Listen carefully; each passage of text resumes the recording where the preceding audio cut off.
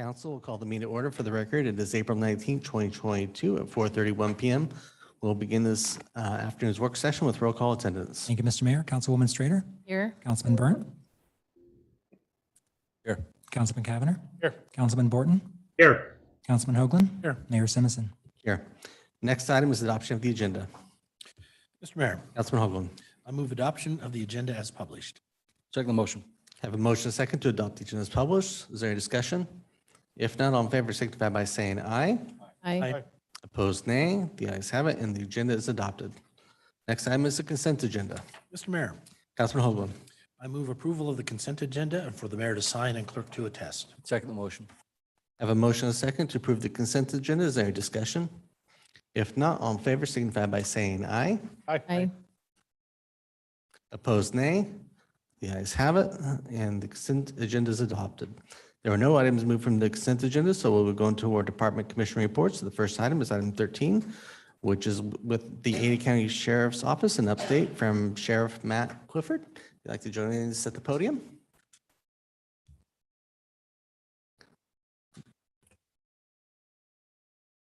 Welcome. Thank you, Mayor and Council, Ada County Sheriff Matt Clifford. I just kind of wanted to meet with you today. The more I go around the county, the more I get questions about what does the sheriff actually do? Aside from seeing deputies out in patrol cars, there are so many things that we do that I just wanted to make it accessible to your citizens, how the sheriff's office affects them, even though they don't live in unincorporated Ada County. So we'll start off with just a couple little facts here. We're the largest law enforcement agency in Idaho. We patrol about 1,060 square miles of land and about 3,030 miles of roadway. We patrol in unincorporated Ada County, and we contract with the cities of Star, Eagle, and Cuna. So when you see City of Eagle Police Department, that is their own police department that the sheriff's office provides to them. The chief of police is appointed by me and the mayor in those cities, and they work closely with the mayor to provide services that are tailored to those communities, and and with a goal of staying true to the Ada County Sheriff's mission, vision, and values.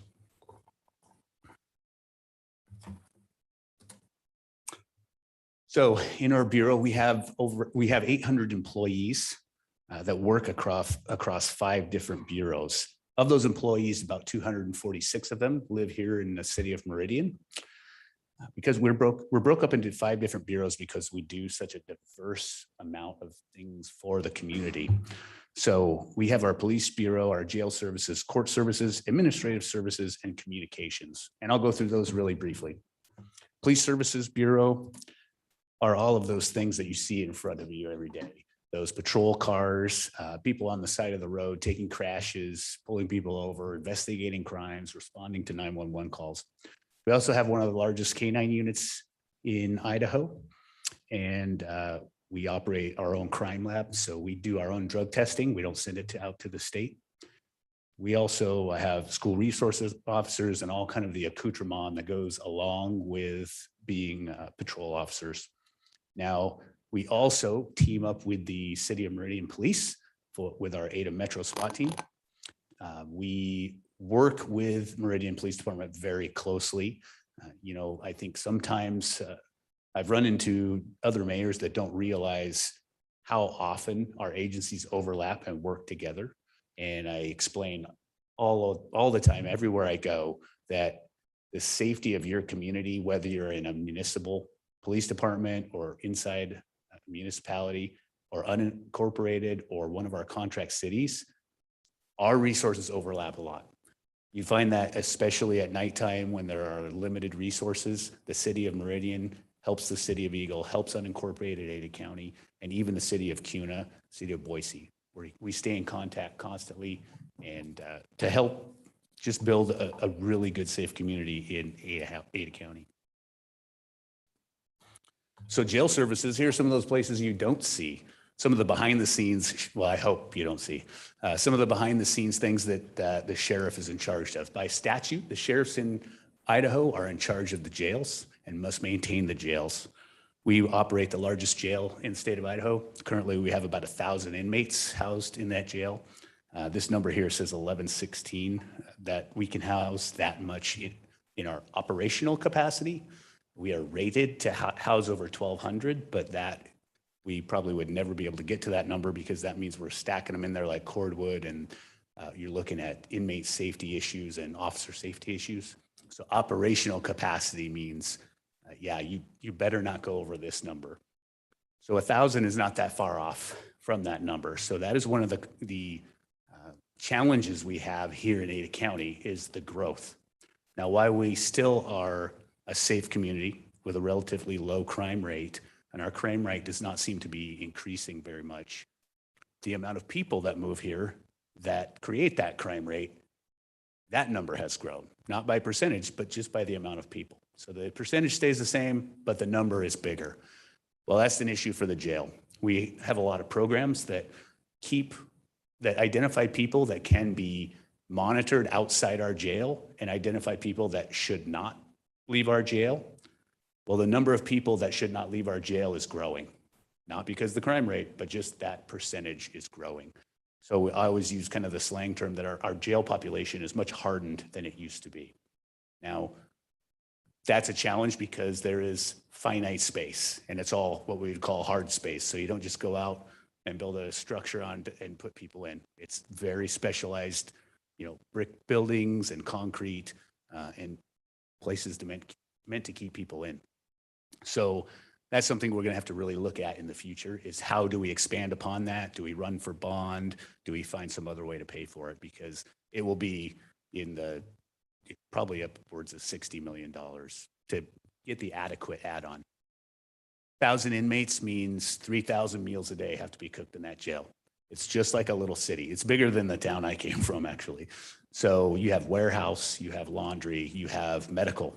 We have to provide medical to a lot of people that, quite frankly, either didn't seek medical and needed it when they're outside our walls or didn't know how to get it when they're outside our walls. And then they land in our laps and we have to provide it for them. So we operate a sizable medical unit, about 33 nurses. I wish I could say we had 33 nurses, but I can't pay them $110 an hour. So we do have kind of a nurse shortage, but we're working through that. It also means that you have all kinds of other people that have to run that facility, like security control specialists that open and close doors, specialized deputies that have to classify inmates to say, these inmates can be together, these inmates cannot, and those types of things. We also have educational opportunities for them inside the jail so that we can help reduce recidivism. That has worked against us just a little bit because those programs are really quite good. So a lot of judges will sentence you to Ada County Jail until you can complete our programs, and then they'll let you out. So it's a great thing, but we've done such a great job that now inmates are sentenced to our programs instead of just the transient population coming in and out attending them. So our Court Services Bureau is quite unique. We provide all the security services for the Ada County Courthouse. So anytime there's an emergency at the courthouse, the sheriff's office is responsible. We have a whole team of deputies and other personnel that are quote unquote housed down there to deal with any situation that comes up.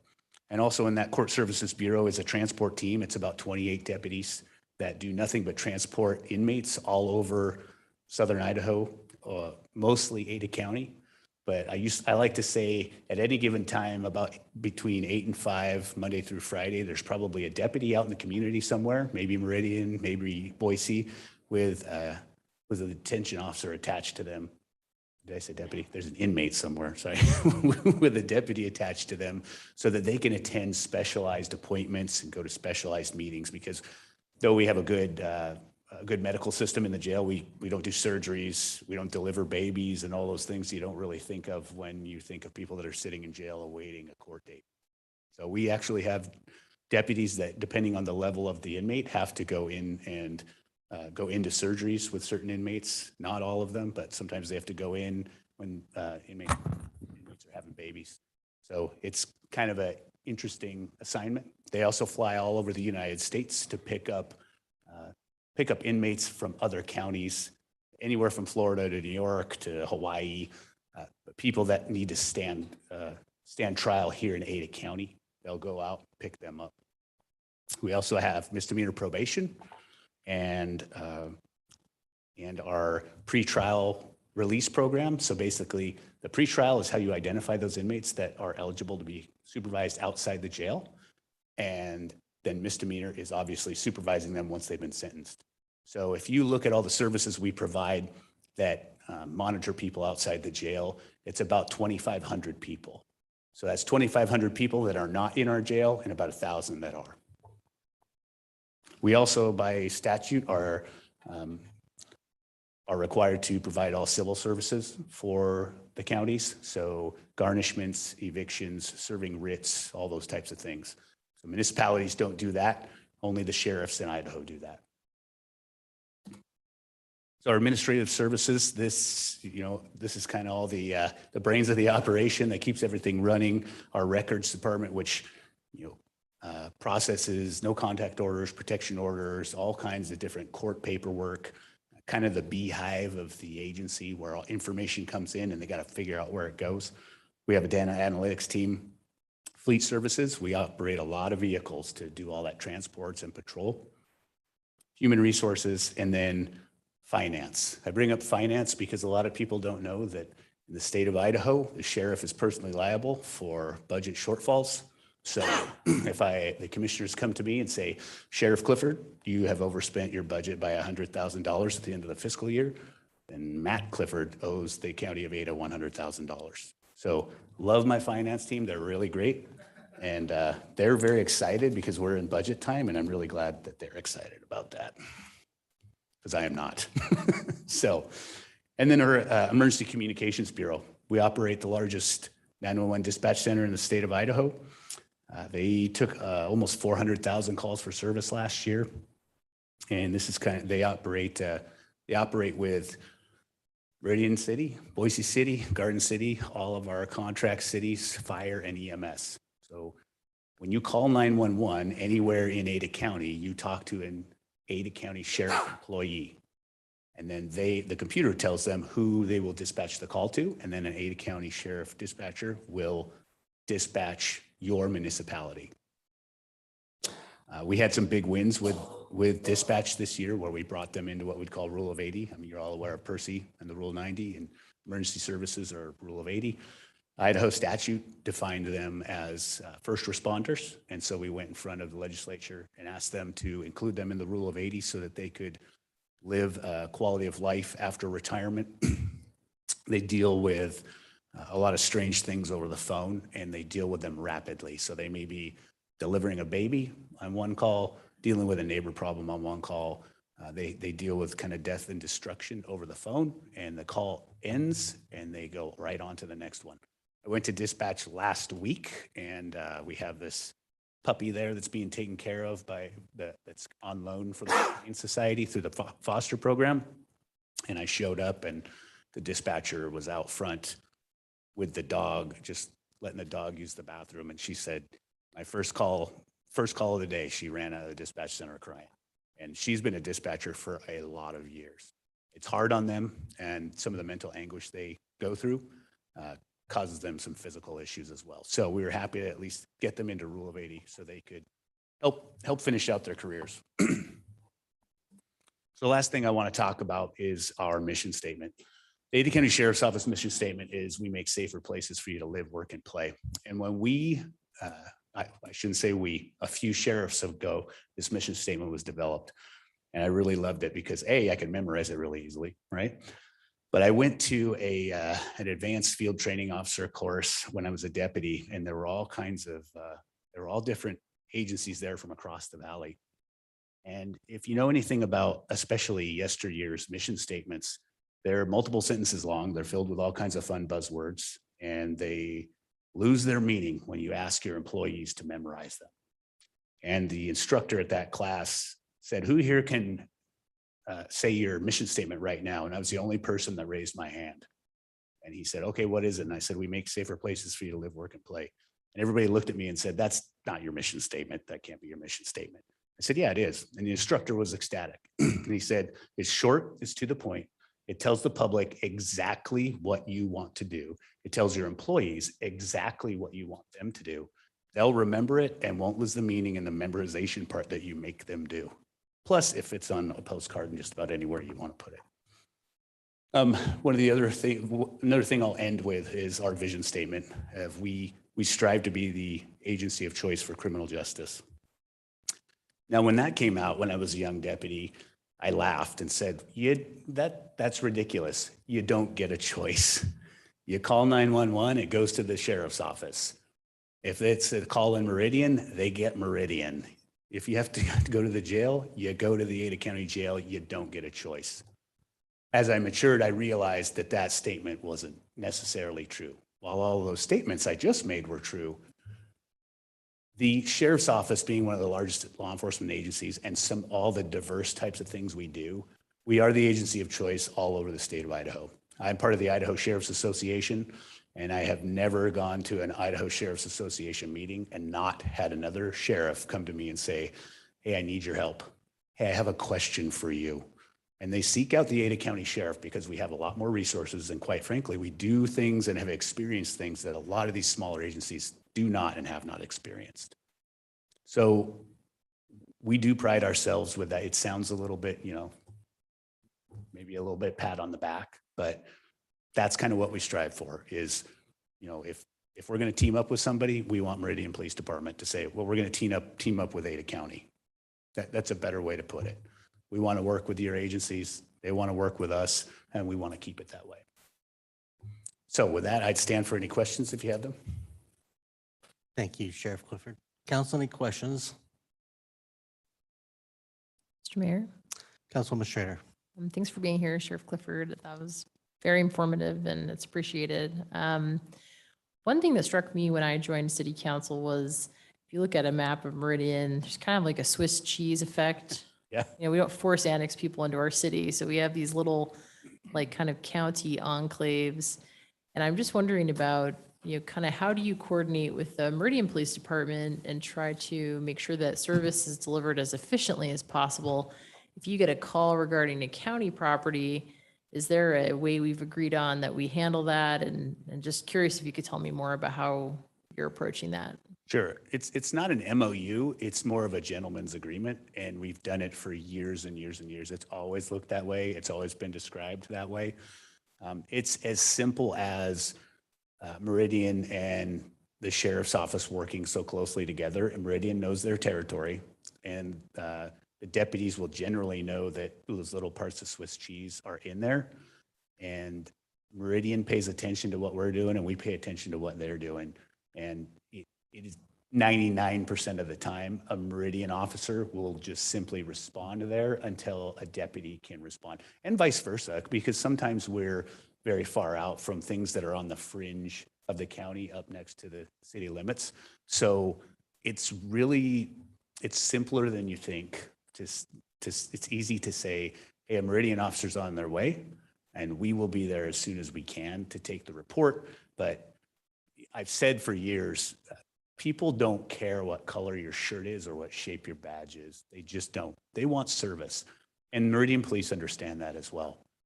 They know that when there's an emergency, now if your mailbox got hit last night, Meridian doesn't need to respond, right? We'll come take that. But they know if there's a threat of violence or something that's happening right now, they know those people need service. And Meridian police will show up and take care of business. And when we show up, we'll work it together and we'll take the report and make sure that we can get them back to the city as soon as possible. Mr. Mayor. Councilwoman Schrader.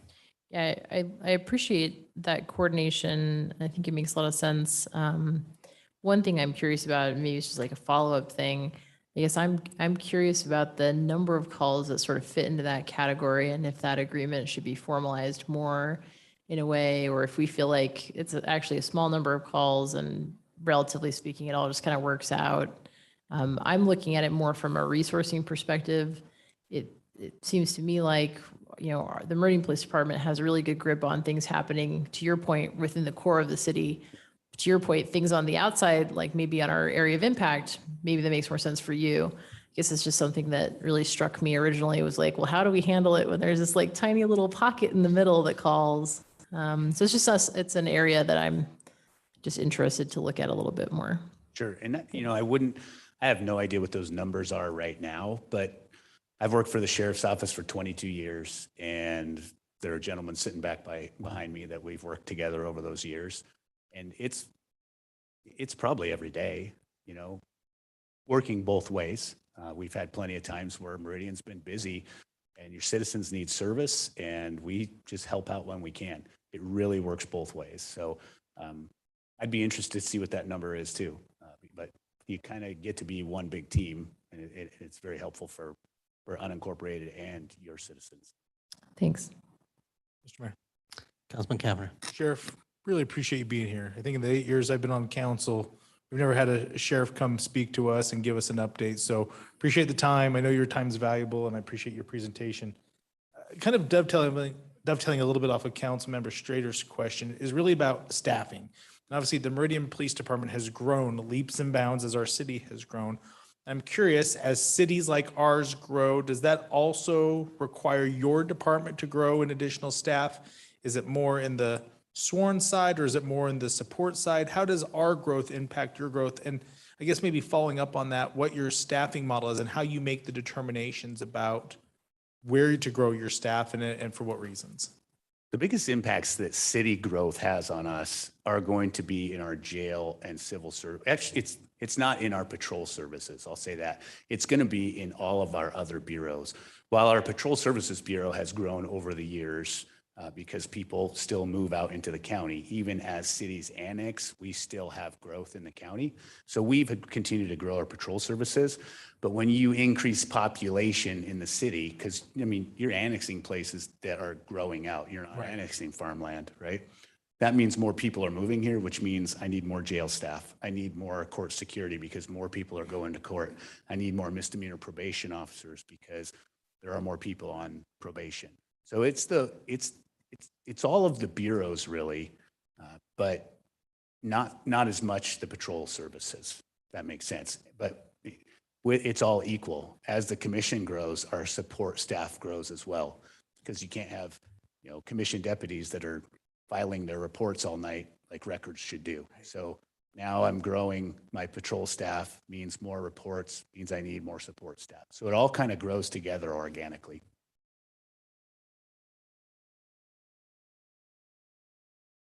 Council, any additional questions? Mr. Mayor, Councilman Cavanagh. other questions. I was talking to our chief today and he said to give you a hard time. Yeah, I bet he did. So I can't let you get off. So I was thinking, what would be a hard question for the sheriff to answer? And I think I got one. What's your favorite high school in the county? Favorite high school in the county? Just so you know, I didn't go to high school in this county. I figure that's the hardest question I could ask the sheriff to put you on the hot seat.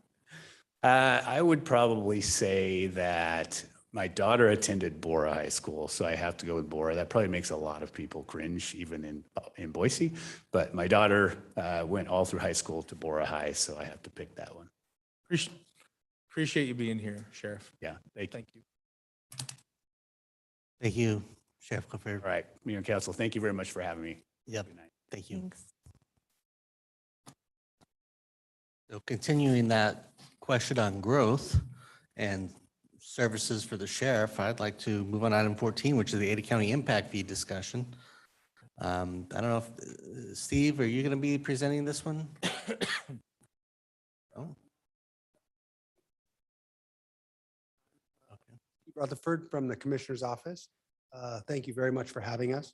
I've got two very qualified people, and the sheriff who we're stumping for is leaving. But Leon Letson is here, and then we've got Richard Beck from Development Services to answer any questions you have. So, thank you. Thank you.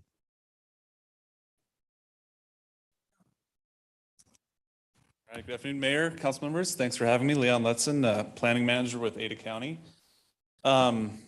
Yeah, the sheriff left probably a little too early. Probably would have liked to have him hang out and advocate for why we're trying to collect impact fees. But just give you a brief overview of what we're trying to do here, what we've been engaged in well before my time at the county. But yeah, so an overview. In 2019, we began exploring our ability to collect development impact fees. The county has yet to do that in its history. In 2020, we hired Galena Consulting, who I don't know if she's worked with Meridian in the past, but Ann Westcott, she's kind of a well-known name around the valley, has worked with many of the jurisdictions, worked with us to develop our capital improvement plans for Ada County Sheriff, jail, coroner, and paramedics, as well as the associated impact fees. In the spring of 2021, those CIPs and the fee structure was completed and recommended for approval by our Impact Fee Advisory Committee. And in the summer of 2021, we contacted our city partners to review those CIPs and the impact fees as well, and talk about those next steps that we would need to take in order to partner with you to collect those fees. Fall of this year to the present, we, again, were kind of engaged in this conversation about, are you okay with us approaching you with an ordinance that would allow you to collect those fees on our behalf and that sort of thing? And so that's kind of where we're at. Here is the list of the impact fees, and I'll show you a website link at the end that details these a bit more and also has links to the different capital improvement plans that we've had drafted. But in a nutshell, the new impact fees within city limits, which wouldn't include our sheriff, but they would include the jail, paramedics, and coroner, would total approximately, for a new single-family home, which is kind of one of the better metrics for figuring out what a builder is going to pay, right about $1,000 per unit. Commercial is obviously on a cost per square foot basis, which is always also included in those impact fee plans and the proposed structure that we have. So our next steps, again, we're in front of our city partners. It's an interesting thing as election cycles change. We want to hurry up and get a project done because obviously there's new perspectives that come to the table that, maybe they didn't have a chance to review these the first time. So I think a lot of this leadership is familiar with impact fees. I know Meridian also collects them. We're attempting to do the same thing again for those essential services that we offer. So we would be asking you to adopt into your comprehensive plan those CIPs as well as establish an ordinance to collect those. And then we would formalize interlocal agreements for how the collection of those fees would occur. And that's the more detailed nuts and bolts of who's collecting the fee, are you requesting any exemptions, different things like that. So that's basically it. I'd be happy to answer any questions, happy to provide you any additional information that I can. If it's specific services and levels, we'll probably have to do a follow-up with some of our providers to give you those details. But yeah, in the end, we can also look at those CIPs and the fees themselves. So with that, I'll stand for any questions. And thank you for having me. Thank you. Leon, could you just touch on a few of the projects that the county is looking to fund with these impact fees? Yes, Mayor, of course. Now, let me go to our website real quick. We can open one of the CIPs. Some of the major ones, the jail expansion or jail, whatever we're doing next. Obviously, that's something that the Board of County Commissioners is kind of behind, and the sheriff as well. And it looks like we're potentially frozen. I'm not sure. That is a major one. We also have some, impact fees are obviously. Sorry. I'll grab it for you over here. All right, thanks. It's for facilities and equipment that these impact fees can be used for. So a lot of what you just heard from our sheriff is more about his staff. And unfortunately, impact fees can't be used towards staffing, but they can be used for, again, the facilities and the equipment necessary, such as, ambulances, vehicles, different things like that. They also have to be attached to the new growth. So you can't, unfortunately, use impact fees to pay for a building you wanted to build 20 years ago and you've just never had the money to do. Unfortunately, once the impact fees are established, it has to be new growth and a proportionate share of that directed to any new facilities, or if it can be argued that that previous facility also supports the new growth, then a proportionate amount of that can be provided. So I will open the sheriff and jail first, since we've kind of been running with that theme during your work session here, sheriff-related stuff. Let me find the actual project list here for you.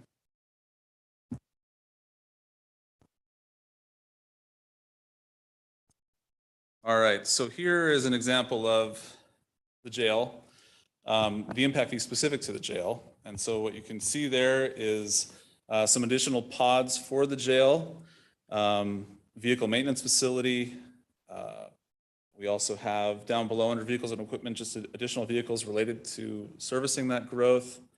replacing any of those vehicles. So that's really what we're able to capture with the jail fee specifically. And then I don't want to show you any sheriff ones because obviously we're not asking you to collect those for us. But happy to walk you through maybe the paramedic here.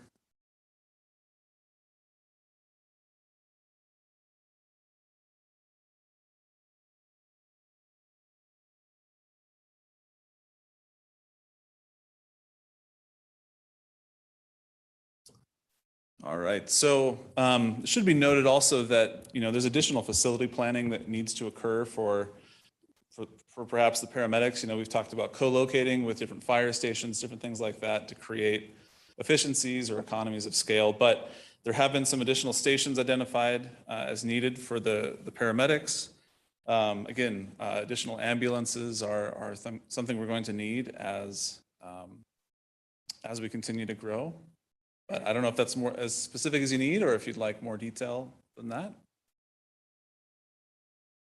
I think just so we get a sense, at least in this conversation, that way they know if they need more information brought back to them about what is being proposed. Certainly. You've got a corner building that's already under development. Are you using the impact fees to help fund that, or you got additional projects that? Yeah, no, a great question. That has been an interesting one because that kind of came online right as we were embarking on this process.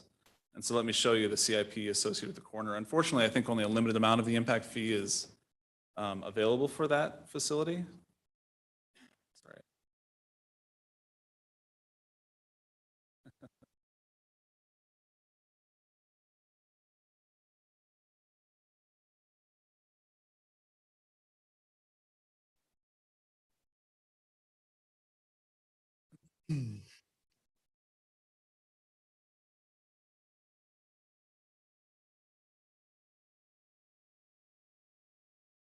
Council, while they're doing that, if you have any questions, Council Administrator? Sure, Mr. Mayor, and I don't know if it's a great time to delve into the paramedics specifically. That's an area where our services unfortunately have had to overlap with your services. So our fire department, provides paramedic and EMS services. And, I've heard about some response times that I have concerns about from the county's perspective. And so I guess a question I have is, a little more detail on your expansion plans. And is that an area where, I talked about the Swiss cheese concern with the sheriff. I probably have even more of a concern about overlapping services on that front. So, that's something I'd want to understand if we need an exemption from Meridian for that, because we're already providing that service and we need to enhance our level of service. Or if you're at the county planning to really enhance your level of service, I think I'd personally, as a council member, want a lot of detail behind those plans. So I didn't want to start open a can of worms, but I just wanted to be open, like that is a concern that I have on that one. Yeah, no, thank you. And I think I probably would defer to Steve here to maybe answer what we're doing on that front and maybe figure out what a follow-up conversation looks like. I'm certainly not a paramedic. I'm a planner, but Mr. Mayor, Councilwoman Strader, great question. We, quite frankly, it's a little bit of a pickle with the paramedics because of the way the levy was set in 1997. It's about the time the 3% came in, and the board at that time set the levy for what their need was then. And so it's been a chore. And so having the ability to partner and co-locate, those sorts of things will help us get there.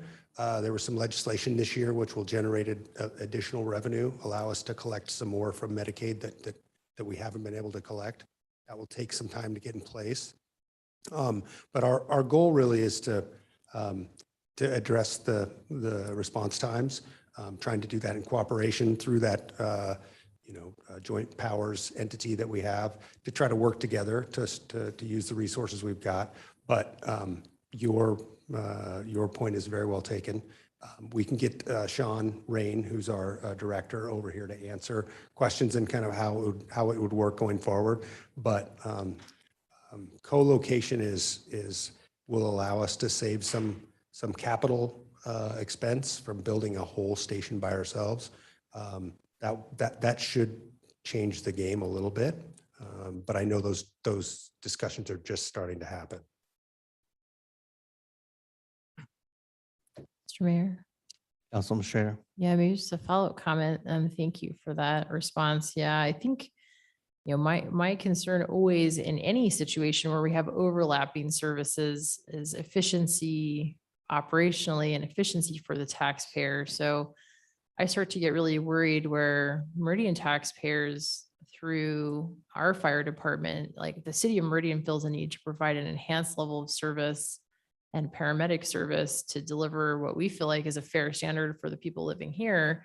And then at the same time, you'll be charging an additional impact fee that will also enhance those services. And so I just want to make sure from a city of Meridian taxpayer standpoint that they're paying for something once and they're not paying for it twice. It's tough. That's a different conversation probably, but I don't know. That's just sort of the worry, I guess, a worry that I have. Similarly, I just want to double check with, for example, like the jail. That makes tons of sense to me. You are the only provider of the jail. We need jails. I get that one. That one's easy. Similarly with the sheriff's department, right? And all about the spirit of cooperation, but want to make sure we're doing things in the most efficient way possible. So if there are parts of Meridian that the Meridian Police Department should just cover, and those taxpayers that live in Meridian should be exempted from paying that twice. I just want to make sure we're not providing duplicative services. It's hard to get to the right answer, but it's just a concern that I have. Thanks. Yeah, Mayor, Councilmember, just maybe one response to that. Impact fees are associated with new growth. So existing taxpayers, technically we're not double dipping there. It's for new people coming to the area. It's growth related. It is the alternative to paying taxes as a revenue source for public entities. So, from that perspective, it does kind of keep those two things separate. But I think there is the bigger comment of figuring out the joint powers thing and how those services are better provided to the existing community and the new members of the community. Mr. Mayor. Councilman Schrader. Yeah, I totally get that. And it's a great point operationally and from a staffing perspective, but it applies for capital expenses as well. So like the cost of a home will go up if you have to pay for impact fees, right? That makes something in an affordable housing market even more out of reach for people. And if you need to locate a paramedic station in the middle of Meridian, but we feel like we're already having to provide that service because we think there are some standards that need to be met. Like that gives me a concern. I know we have offered in the past to co-locate, and I thought that made a lot of sense at the time. I just feel like any kind of capital expense like that, it applies to anything. It applies to ambulances. It applies to any capital expense that's eligible for impact fee reimbursement. So I get what you're saying, but unfortunately, I don't think it's that simple. But thank you. Thank you. Mr. Mayor. Councilman Cavanagh. Appreciate bringing this update to us. For the record, I share a lot of the same concerns as Councilmember Schrader. I wasn't aware of your website that kind of walked through some of the methodology, so I've got some homework ahead of me to kind of explore some of that.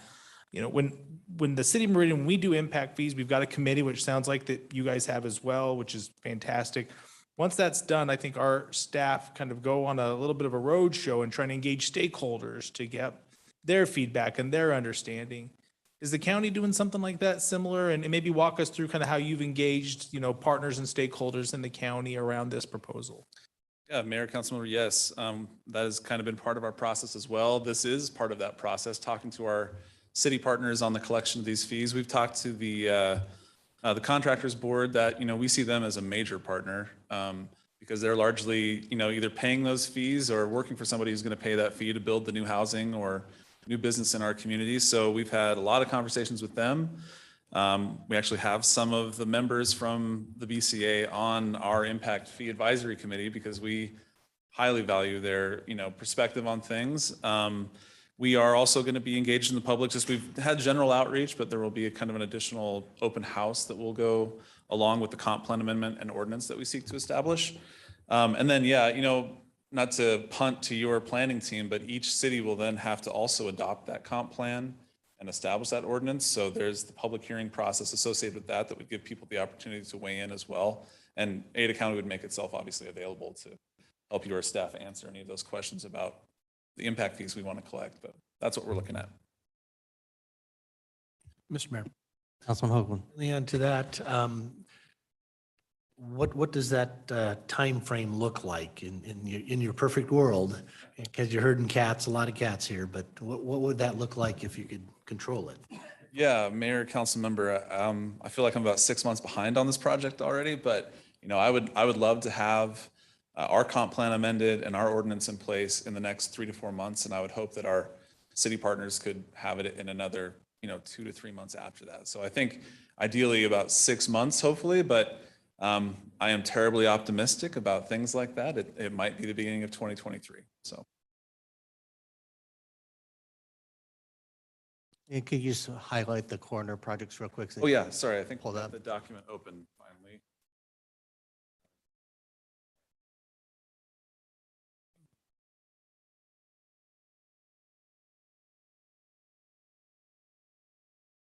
All right. So, these are the current assets.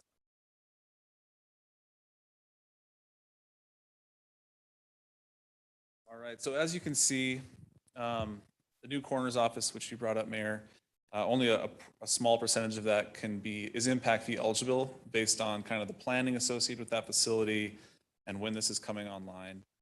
But beyond that, it's largely vehicles and equipment that we would be looking to use those impact fees towards if they were established. Thank you. Council, any additional questions? Okay. Well, yeah, I think that, for council and myself, the conversation will be, are we questioning the use of impact fees for these purposes that we would want to do it, or what you're asking for? Are we supportive of those elements in order to move those forward? And it sounds like that's where the conversation will need to go, and maybe more the subject matter experts, even about the service delivery models for some of these related to the county. So we will follow up and be in touch if there's additional feedback or dialogue or discussion related to these items. And so I'll take that as the ball's in our court for right now. And you guys can move, as you move forward on your side, and get to the point in time where it is our turn, we'll know. Yeah, I appreciate that. And I think those are great conversations to have. So I'll look to Steve and some of our other service providers to engage in those. Mr. Mayor, if I can get Sean Rain in front of you in this sort of venue, I'm happy to bring him in and have you guys pepper him with questions. We will be in touch on the appropriate way to have the conversation and what it needs to look like, and go from there. I mean, there is a Station 7 that's listed in there, but we're already building Station 7, so I don't know what that even means from your impact fees that's in your impact fee element. Does that mean that you're providing that portion to the build? I know that was a conversation once before, but I'd heard that had gone away. So there are some definite conversations that need to occur about even the proposed items that are in the CFP. So we have an understanding on our end from that. So. Sounds good. Okay. All right. Thank you.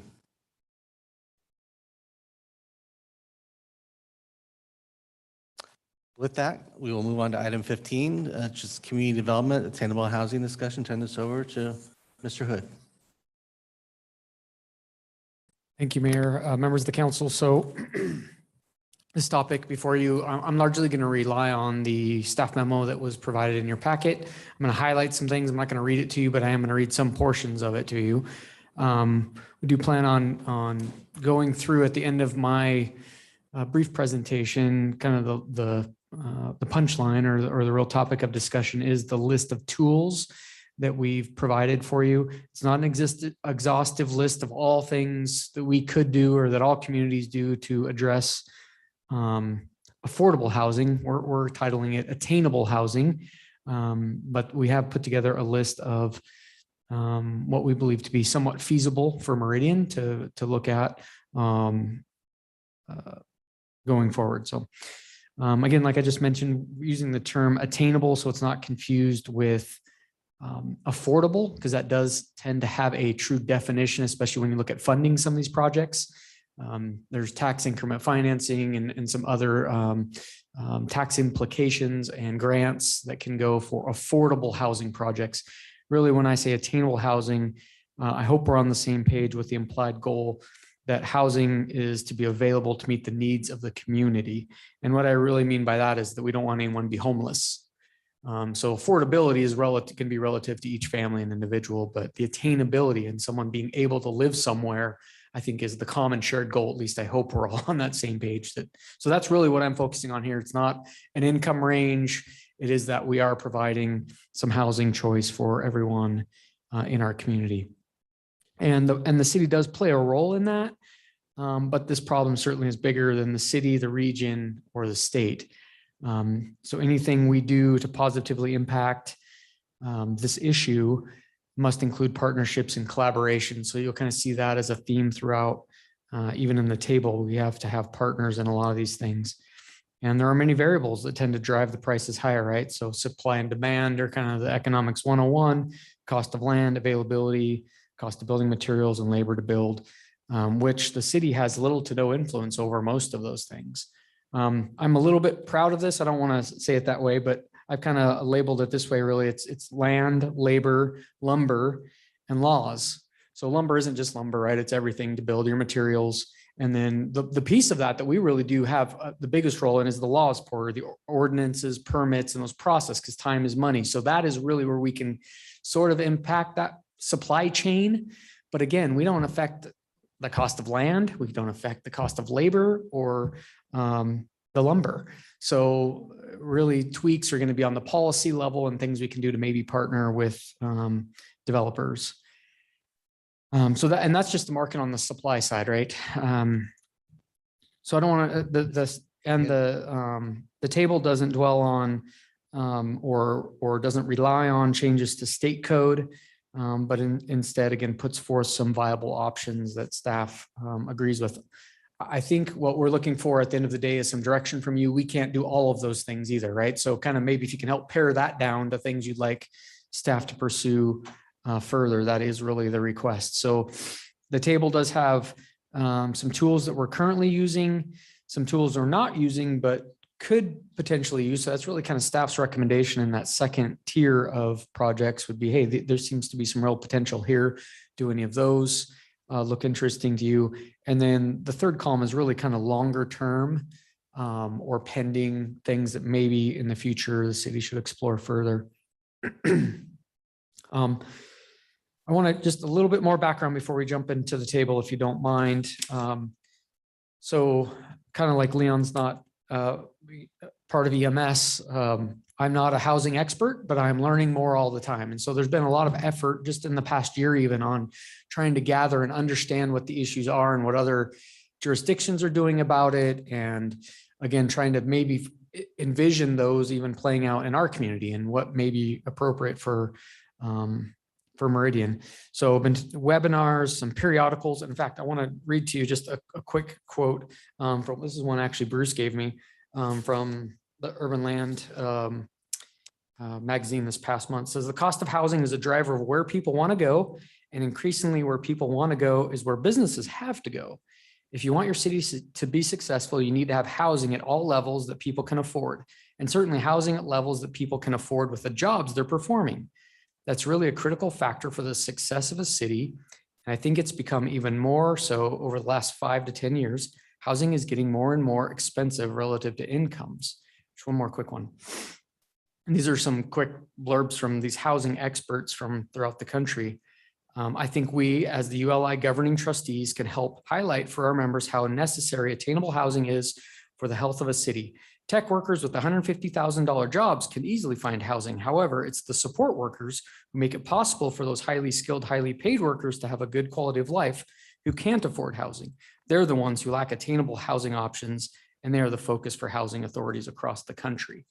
So that can even be framed a little bit differently. Some call it the missing middle class families, making, and that even can vary by definition, but 60 to 80 to 100% of average median income. It's tough for those people that are just making those wages to afford housing in this market currently. So again, a wide spectrum, but kind of even the missing middle to me is a piece where in Meridian, there seems to be a real need to address. News stories or other things, you know, the media, I don't know that I can turn on the news now and not hear a story about housing. The Statesman hosted a virtual brown bag lunch a couple of weeks ago. Listen to that with some developers. They had a City of Boise council person on there. We had a discussion just with Treasure Valley planners. What is everyone else doing? Information sharing. You know, Boise, even their code rewrites been in the media quite a bit recently. So what are they doing? What are some pilot projects that they're exploring to see how some of this may work in our area? ACHD is exploring impact fee waivers for affordable housing projects. Just mentioned that Boise asked Ada County to waive impact fees for their affordable housing projects. Public-private partnerships, and I will just give a quick plug. Did talk to Council President Hoagland. We will hear this next month, hear from some experts on financing of these projects. So that'll hopefully give a little bit more of the information to you on what that could look like for gap financing. And again, some of those housing tax credits, fee waivers and those impacts and those types of things. So that's coming. We're also at a regional level. Compass has stood up a housing affordability task force. And so we're working and actually working with 2 classes at Boise State. They're advanced level classes. I think one of them is a graduate level. There's 4 different studies that they're looking at. There's an affordable housing financing group that's digging into House Bill 701 that was recently passed. So the Housing Trust Fund at the state is looking to be funded. And so what are the implications? How is that going to work? So they're going to do some analysis on that and what that means to Idaho communities. Adaptive reuse. So you get a big box that goes out of business. How can that be transformed into workforce housing? Again, 701. So they're going to come up with like a scorecard. What makes a good project if you had a formerly commercial constructed building that you wanted to reuse for housing purposes? What are the things that factor in to make a good candidate for that? Transitory housing, people living in RV parks or in RVs on someone else's lot because they don't have anywhere else to go. Some things like that. And then again, middle missing housing, which roughly defined is middle densities, middle income. Again, that AMI 60 to 80 or even 100%, which around here is about $60,000 a year. Duplexes, triplexes, kind of that. You know, we get a lot of the really dense stuff and the single family home, but it's a lot of those duplexes and triplexes things in the middle. I'm also looking at, and this is really a big issue that I wasn't overly keen or aware of, but the ratio of investor owned properties has skyrocketed over the last 15 years. So major corporations owning and holding and leasing and renting housing units versus them being for sale has gone something from like 3 or 4% up to 20%. So that has a huge impact on your rent costs then, because more and more of that is controlled by corporations, quite frankly, and the opportunity to be owner occupied then lessens because that housing stock is being built by investors. So anyways, probably enough on that. I do want to allow some time to go through the table and get some direction from you on this topic. There's a lot, and I'm sorry, I'm talking fast, and there's a lot to this, right? And I know time is limited today, but certainly willing to come back with some initial feedback on things, again, that you believe staff should explore. I thought Chris said he had my memo here, but I was going to put the table up. So this one here, though. Oh, before I share it then. Sorry, 1 second.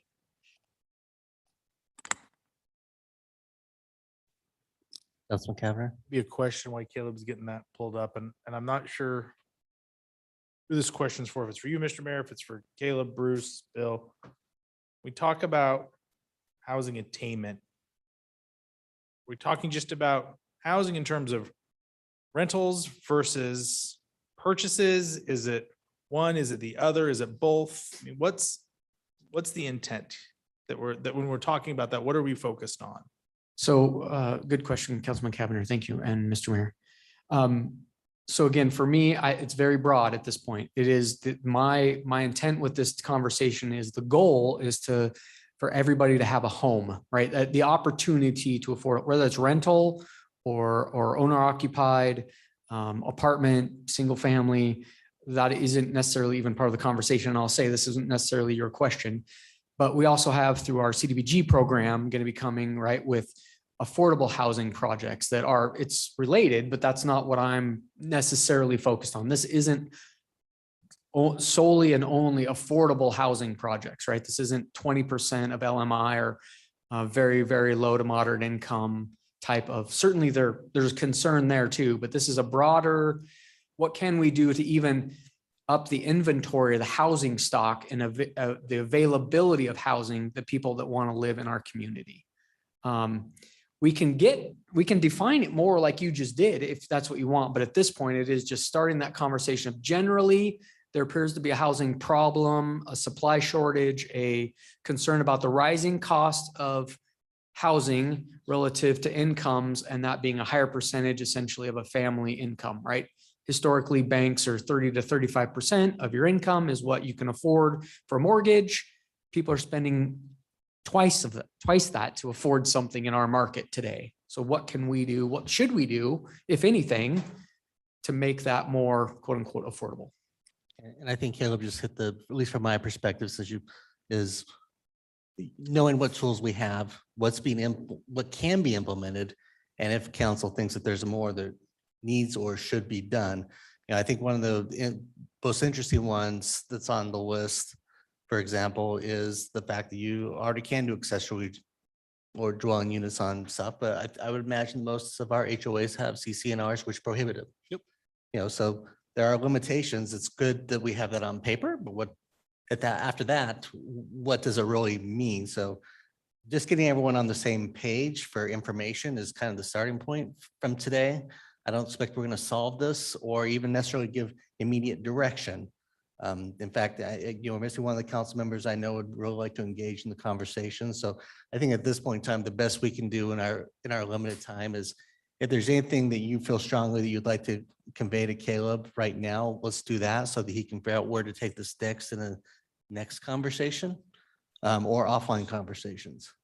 And the one thing he left out, and you have to get Councilwoman Schrader's help, is 5 L's. I don't know where you put profit into that. We need to find an L word that we can associate with profits to help Caleb win his element of that, because that is part of it as well. No one builds these for cost. At least I'm not aware of anyone that just builds them for cost as a general rule. That's simple.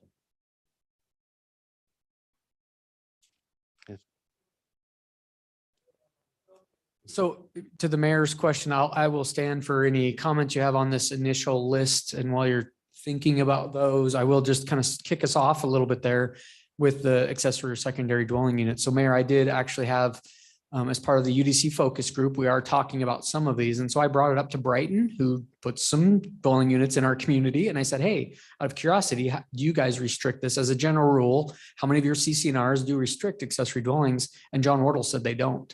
He said, really what the problem is that the lots don't accommodate them, right? Because you're building your home to maximize a lot of your building footprint. You just can't fit it on.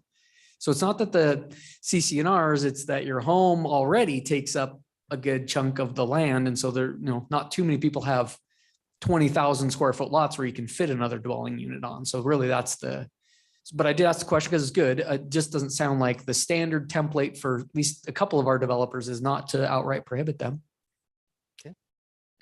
Mr. Mayor. Councilwoman Schrader. Thanks a lot, Caleb, for putting this list together. And I think out of this list, the things that I am really interested in to explore more that I think could move the needle would be, and I think it actually would fit in with kind of density bonuses or an incentive along those lines. Probably the most successful thing I have seen in other cities has been where developers have the opportunity to set aside like 10% of their units in the case of multifamily, or a certain percentage of their units as more affordable. And then there's some type of a trade-off, whether it's, diminished open space or something that makes it economically more feasible for them so that the project will pencil.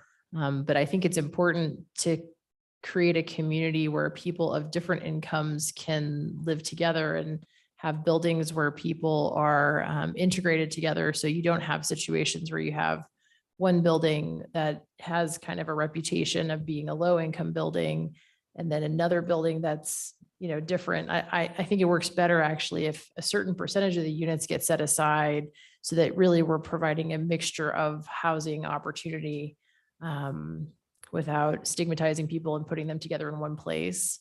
That's one comment that I had. Something else that I'm interested in, it's not for a time like this, but for the time of a downturn. So if we ran into a bad recession or we ran into a situation where we had a lot of blight or we saw opportunities where we said, wow, that property's really keeping us from moving this area forward. We think there's an opportunity to acquire that property from the city's perspective. So I think right now is a terrible environment to do that, but I think in a really bad economic environment, there could be opportunities if we had the financial wherewithal to do it. So that was two comments. And then finally, one thing I don't see on here, and we may not be ready for it, there are innovations in building and, there are 3D printers that people are starting to use to build houses. And there are some pretty exciting innovations coming. And I wonder if there are ways that we could be really forward thinking on including those in our building code or finding a way to be at the forefront of including the ability for people to use those tools here. That's just three thoughts. But I think the list of things we're doing already, we could expand. I was supportive of most of those. And I thought, talking about all of the ones that could be used, I thought made sense, but those are the three that popped out to me. Council, any additional questions, comments, thoughts? Mr. Mayor, Councilman Hoagland. my initial thought when I first went through this in the packet was there's no silver bullet here. There's a lot of, medium, low effort, low benefit, but I guess small benefit, I think the words were, but sometimes we just have to pick at those small benefits and hopefully they add up over time in different things. Affordable housing projects, we can't require anything, but it doesn't hurt to ask developers and just say, hey, can you set aside some projects for affordability? What can you do? And ask them to, completely voluntary, but it never hurts to ask. So I think, like I said, as I went through this, there's nothing that's going to be, ooh, let's do that because that's going to be a big chunk of the problem. Not going to happen. So I think we just have to pick and choose those things that we think will have an impact and they fit our abilities to do and just kind of move forward in that effort. So unfortunately, that's best I came up with. Councilman Kavanaugh. Mr. Mayor, thanks. So I think there's a lot of different ways that we can tackle this. And there's a lot of there is kind of what I keep saying about this. There's a lot of different ways that we can approach this. For me, if we are going to laser focus on one or two items, to me, I think it's important that we focus on home ownership. I think that being focused on people that are going to become permanent residents of our community or long-term residents of our community is where I would want us to go. I think that the work we've done with CDBG, with rental assistance and stuff like that, we can continue to do that. But if we're going to focus as a council, I want to focus on people who want to live here permanently. And I believe wholeheartedly in diverse housing, and apartments have their role in our community, townhouses do. But if we're going to talk about attainable housing, for me, it's home ownership. So to that note, some of the suggestions around weird lots, density bonuses, I'm interested in learning more about that. One that I would like, and I don't know if it's a memo or an updated presentation, the staff comments about set-asides. Generally speaking, this concept is currently not allowed by state code. I'd like to get a little more information about that. And what can we do? What can't we do? Councilman Hoagland's point, sure, we can always ask. We probably would want to develop a framework that if we ask, this is how we would want it to follow. The other piece that I didn't see on here, and maybe I missed, or maybe it's captured somewhere, is opportunities around tiny homes. And I know that there's a really thin line between creating a trailer park community, which maybe is not something that we would support, versus, you know, tiny homes that have emerged. And goes along with what Councilmember Strader said about what are these innovative changes and how can we embrace that to create opportunities for people to own their home in our.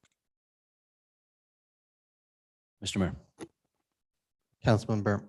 to piggyback on past comments from fellow council members, I'll just be frankly honest. I don't know a ton about this. I would like to learn more about how local government can effectively get involved in something like attainable housing. I just don't know what that looks like. No, I always feel like limited government's the always best way to go, but people need help, and I have I would just like to learn more. I just don't know enough about it to we'll have a real grasp on which way to go. This presentation is so vast and there's so much information in it. It's just really tough to wrap my arms about which way is the most effective way to go. So I just like to, maybe some material, maybe some ways in which I can learn more about just this subject in general, other than just Google searching it on my computer. And Mr. Mayor. Councilman Hoagland. Yes, we've had those discussions with staff, as Caleb alluded to, and in fact, we have one coming up on finance and housing credits and all that stuff that all of council members except Councilwoman Strader's head will be spinning afterwards, I'm afraid of. But because it is complicated, there's so much to it, so many levels, and I agree. We're going to be trying to dive into this, taking it bite-sized pieces and move forward and see what we can do and what we can learn, because we're at square one. So we'll go from there. Mr. Mayor, if you don't mind, and don't take anything that I do forward to you email, but I get in probably once a week to listen in or participate in some webinar. I can share that information. Don't take it as I'm, it's one of the disclaimers when you get the, early morning, they're trying to sell you something. Not an endorsement by me, but I'll share it. And if you want to participate and learn more, there's an opportunity. So don't think of it as spam. I'm just sharing, and you can delete it if you want, but I will try to share periodicals and stories, articles, whatever, to just give you the information I'm seeing anyways. So if you're okay with that. Councilman Borton. Thank you, Mr. Mayor. Good thoughts to consider. I've been listening to everyone's discussion and Caleb's good work. I might challenge and disagree a little bit. I think that the non-homeowner resident of our city very well is a lifelong resident. I think when we try to explore tools to address the issue, I don't think homeownership's the sole focus. There's a very large segment of our population that will be here for life, and they may very well be maybe renters for life, but they are devout Meridian residents. So wouldn't want to exclude them. And to dovetail on that, I think exploring tools that are provided by outside agencies can be an efficient way to address some of that concern. There are some organizations that do that. I know we're aware of many of them, but if we're exploring all options, that might be another way to address and provide some solutions, perhaps to homeowners, but also perhaps to those who are fortunate enough to be able to purchase their own home, but choose to make Meridian home as a renter for life. Thank you, Councilman. Okay, Caleb, the thing that I would add, and this is the struggle, because I've heard this from friends out in the community say, well, if we just increase supply, we're just going to be great. But we know the impacts that has on our partner agencies, our roads. And I think that's something that I think is a really tricky balance to walk about our growth rate and, is increasing supply beyond what we're currently doing. It has an impact on our staff of trying to do the work. And so there are cumulative impacts for some of these directions. If supply was our go-to we're going to drive down cost, make it more affordable because we're going to push up supply. So there's some balancing things here that impact a lot more as we look at the cost of housing in our city and bringing on more housing and what that means or does. So just food for thought, that's where one area where I'm concerned is about growing faster than our current growth rate by increasing supply in the market. I think we're doing a fine job on our side of supplying the market, but if the market's over asking for more, I don't know that we are that's the silver bullet to our solution.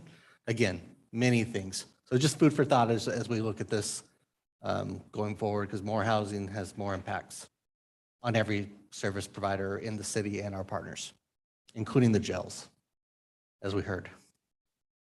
So, all right, council, unless there's anything else, if there's anything different please, or more, just get it to Caleb and he'll bring back some of this for a refined conversation. And I'm sure we'll hear from Councilwoman Perot, maybe have a one-off with her so you can bring her thoughts into this before the next conversation. Mr. Mayor, Councilman Hoagland. I move that we adjourn our work session. I have a motion to adjourn. All in favor, signify by saying aye. Aye. Opposed, nay. The ayes have it. We are adjourned.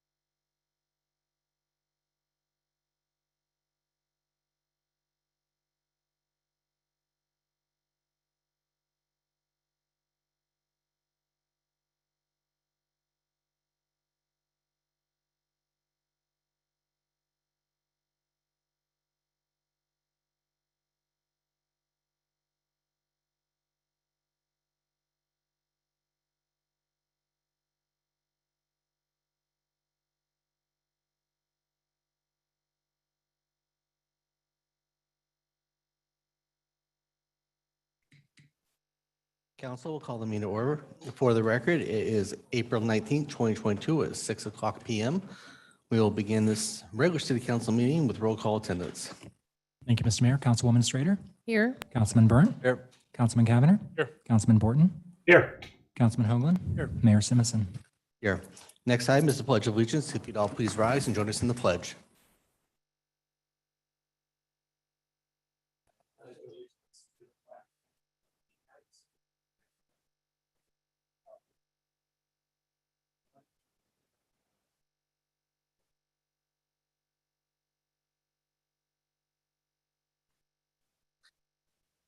Our next item will be the community invocation, which will be delivered by Pastor Vinny Hankey this evening. If you would all please join us in the community invocation or take this as a moment of silence and reflection.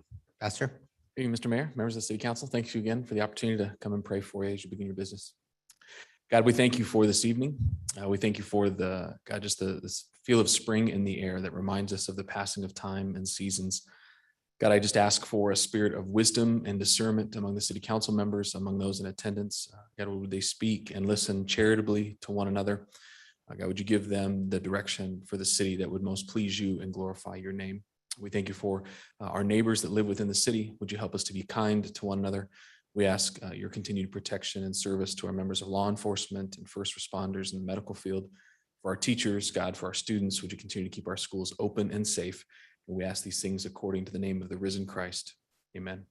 Thank you, Mr. Mayor. Thank you. Now we have the adoption of the agenda. Mr. Mayor, Councilman Hoagland. just one note on the agenda for tonight, in case anyone's here. We will be asking for continuation on item number 2, the Eagle Road Daycare Facility, due to some noticing issues. But Mr. Mayor, I move adoption of the agenda as published. Second the motion. I have a motion and a second to adopt the agenda as published. Is there any discussion? If not, all in favor signify by saying aye. Aye. Opposed, nay. The ayes have it, and the agenda is adopted. Mr. Clerk, did we have anyone sign up under public forum? Mr. Mayor, we did not. Okay. Then with that, we will move on to item 1, Department Commission reports, which is Public Works Soul Smart Designation Plaque presentation, and ask Mr. Corn to come forward and explain to us what we're going to do.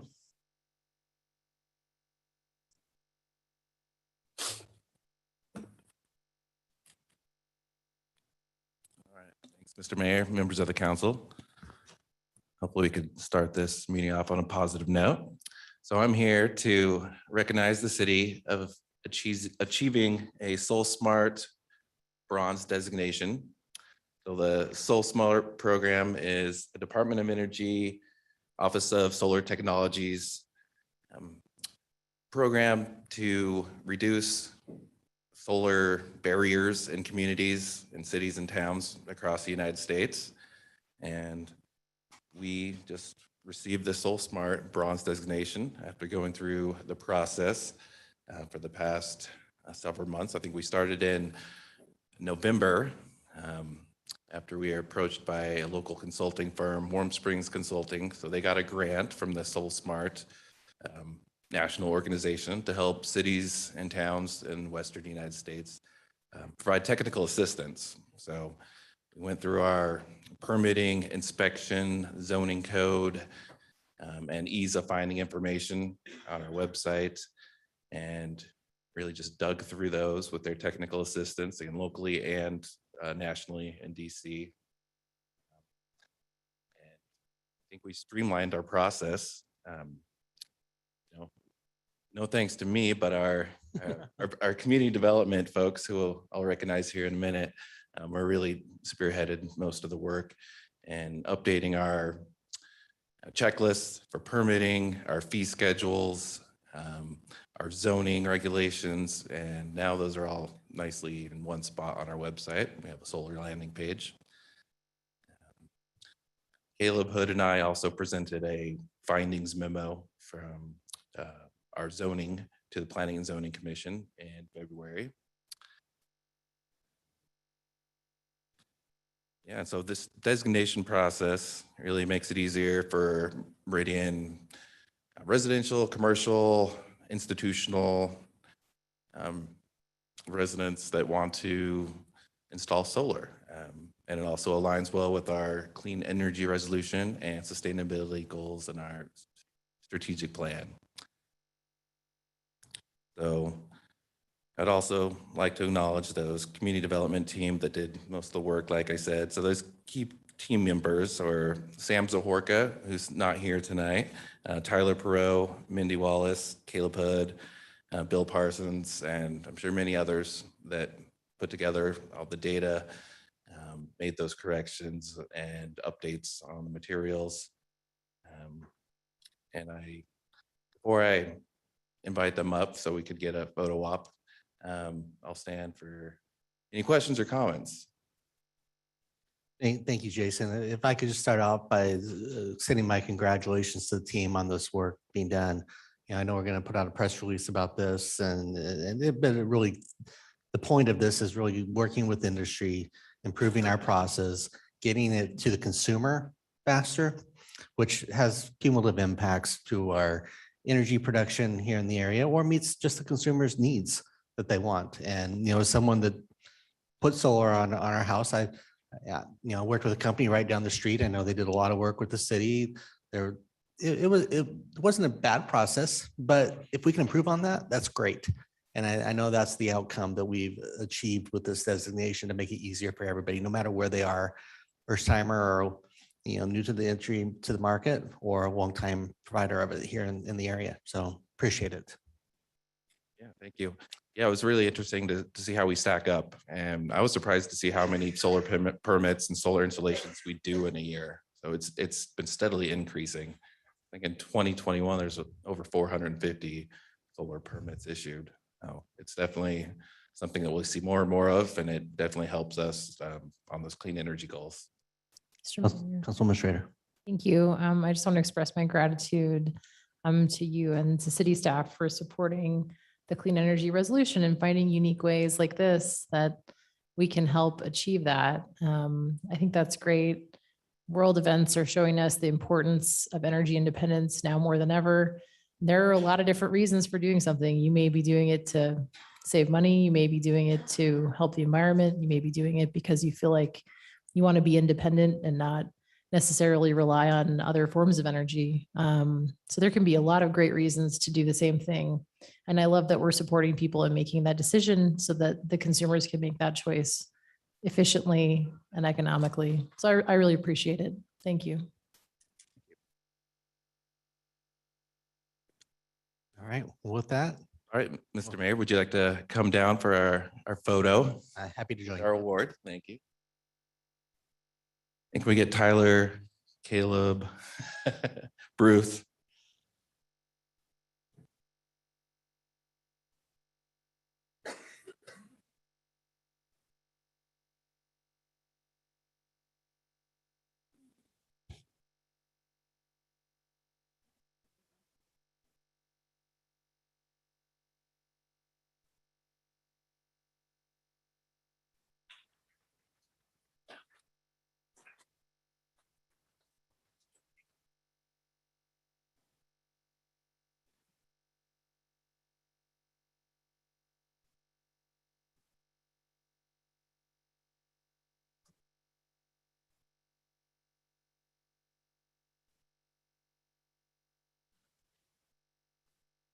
The council will move on to our action items. Our first item up this evening is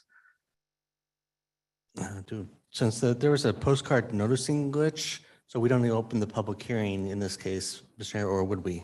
We can't. Okay.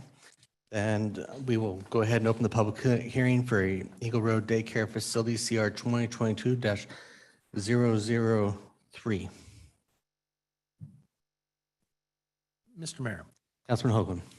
due to that postcard noticing glitch, I would move that we continue the public hearing for CR 2022-0003 to May 3rd, 2022. Second motion.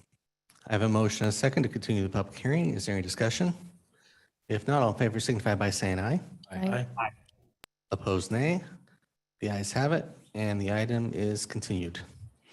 Next up is item 3, final plat for Great Cliff Estate Subdivision Number 2, FP 2022-0005.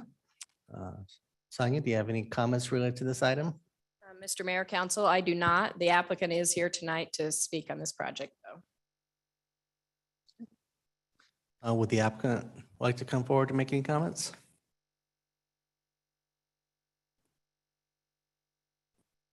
You can state your name and address for the record. Mayor, members of the council, for the record, my name is Sabrina Durchie, and I'm here on behalf of KB Home. My business address is 1299 South Orchard, Boise, Idaho 83706. And it's so nice to see all of you. It's been a minute, so hello.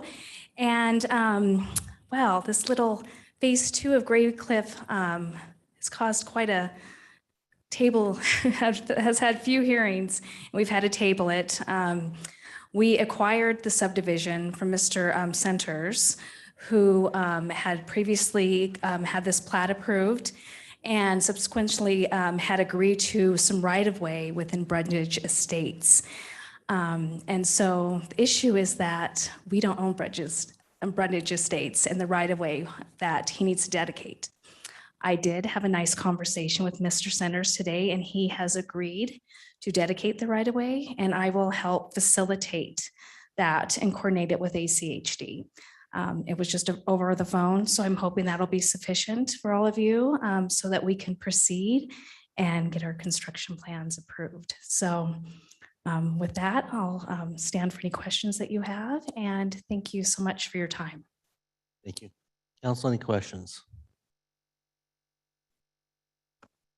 Mr. Mayor, Councilman Kapper. there's a question for staff, Mr. Neri, a verbal commitment over the phone.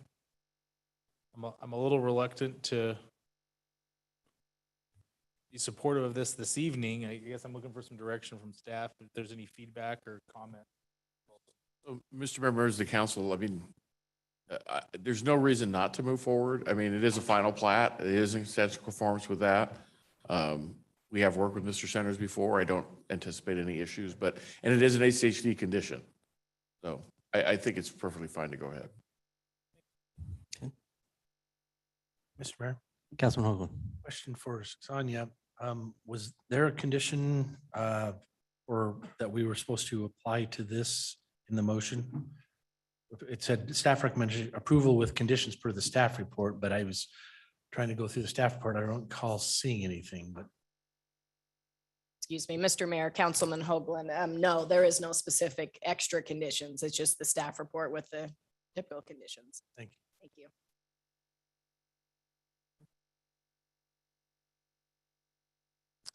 Mr. Mayor, Councilman Burnt.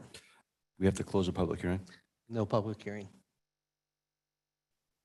It's not a public. Oh, it's not, okay. Yeah. Mr. Mayor, after considering all staff, applicant, and public testimony, I move to approve file number FP-2022-0005 as presented in the staff report for the hearing date of April 19th, 2022. Second. I have a motion and a second to approve item 3. Is there any discussion? If not, clerk call the roll. Thank you, Mr. Mayor. Strader, Aye. Burnt, Aye. Cavanagh, Aye. Borton, Aye. Hoagland. All ayes, motion carries, and the item is agreed to. Next item up is the final plat for Gray Cliff Estates number 3, FP 2022-0012. Does staff have any comments on this item?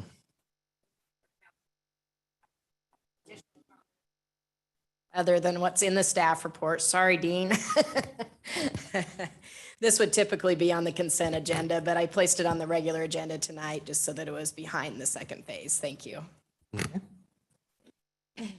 Then council, is there a motion, or would you like to hear from the applicant on this one at this time, since we just heard?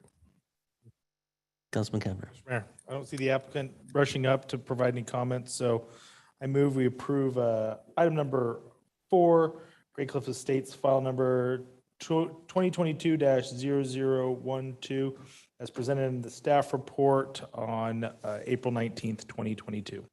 Second. I have a motion and a second to approve item FP 2022-0012. Is there any discussion?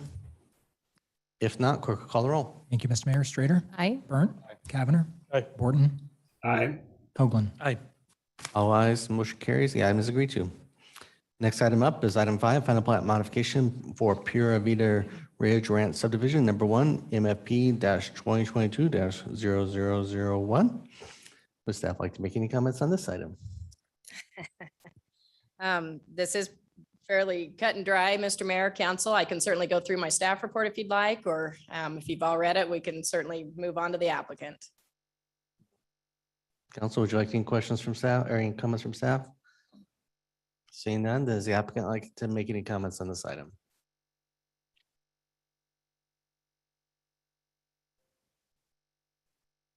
Hello, I am Anna Canning with Centurion Engineers, 2323 South Vista Avenue. Quincy.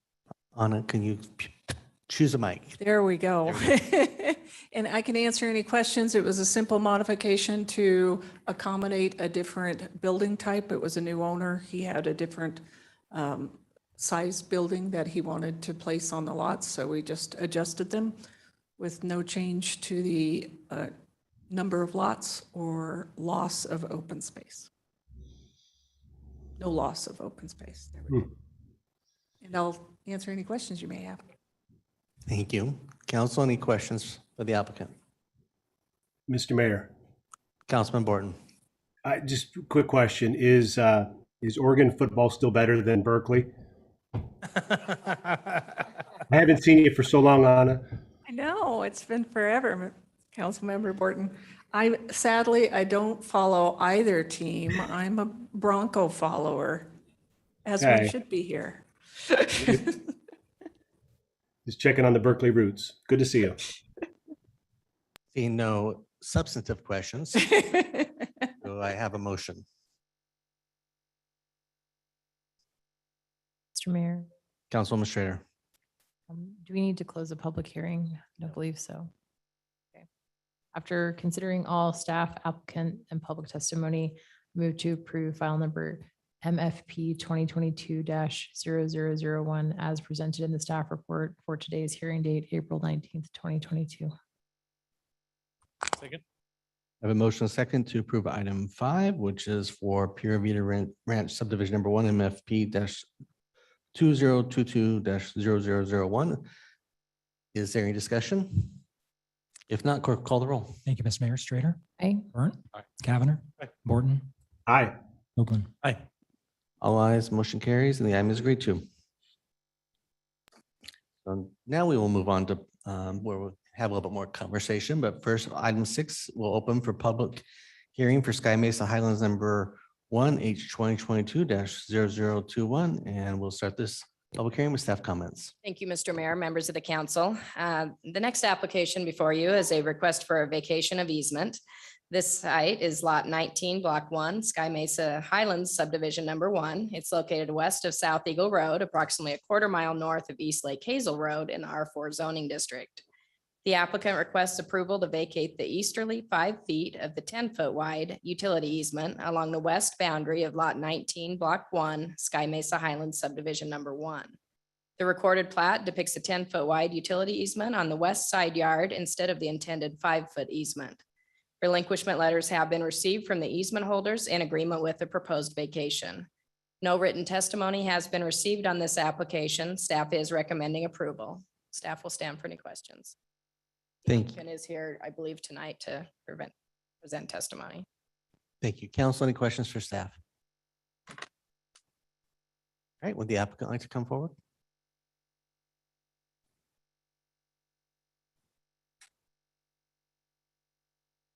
Good evening. My name is Becky Izagari. My address is 2760 West Excursion Lane, Meridian, Idaho.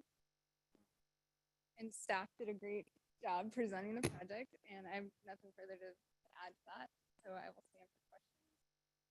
Thank you. Council, any questions for the applicant? Does Councilman Borton, Mr. Mayor, have a question for the applicant? Just checking. I'm good here. Thank you. All right, thank you very much. I don't see our clerk, so does anybody in the audience like to provide testimony on this item, or anybody online that'd like to provide testimony? You can use the raise your hand feature at the bottom of Zoom. Seeing no one coming forward in the audience or anyone raising their hand, would the applicant like to make any final remarks? Are you good with no final remarks? Do I have a motion to close the public hearing?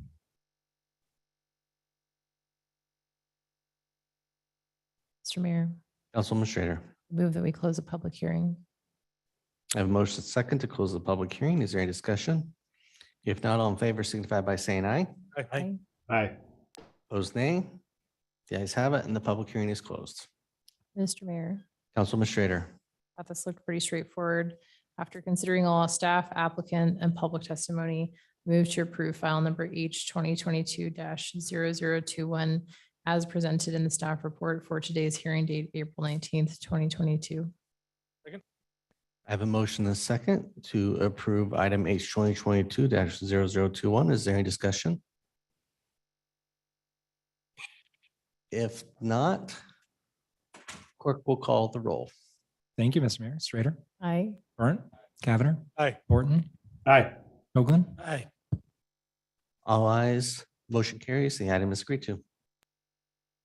Thank you very much. Next item up is item 7, public hearing for Rolling Hill right-of-way easement vacation, H 2022-0018. We will open this public hearing with staff comments. Thank you, Mr. Mayor. Give me just one moment here to switch gears. Alrighty, the next application before you is a request for a vacation of right-of-way and utility easements. The subject property is generally located a half-mile east of South Eagle Road and north of East Overland Road at 925, 950, 1005, 1030, 1045, 1070, 1095, 1115, 1130, 1185, and 1194 South Rolling Hill Drive. The applicant proposes to vacate the northern 1,005 lineal feet of existing right-of-way for South Rolling Hill Drive and the existing public utility and drainage easements depicted on the subdivision plat for lots 8 through 12, block 2, and lots 13 through 16, block 1, Rolling Hill subdivision. Exhibit maps were submitted as shown. The road right-of-way is shown on the left, the easements are shown on the right. Relinquishment letters were received from the easement holders in agreement with the proposed vacation. A letter was received from ACHD stating they don't have any comments on the proposed right-of-way vacation as it is consistent with their previous action on the preliminary plat, which requires the northern segment of Rolling Hill Drive to be vacated prior to ACHD's final approval of the first final plat. The right-of-way is also required to be vacated through ACHD. No written testimony was received on this application. Staff is recommending approval. Staff will stand for any questions. Thank you. Council, any questions for staff? Seeing none, we'll ask the applicant to come forward.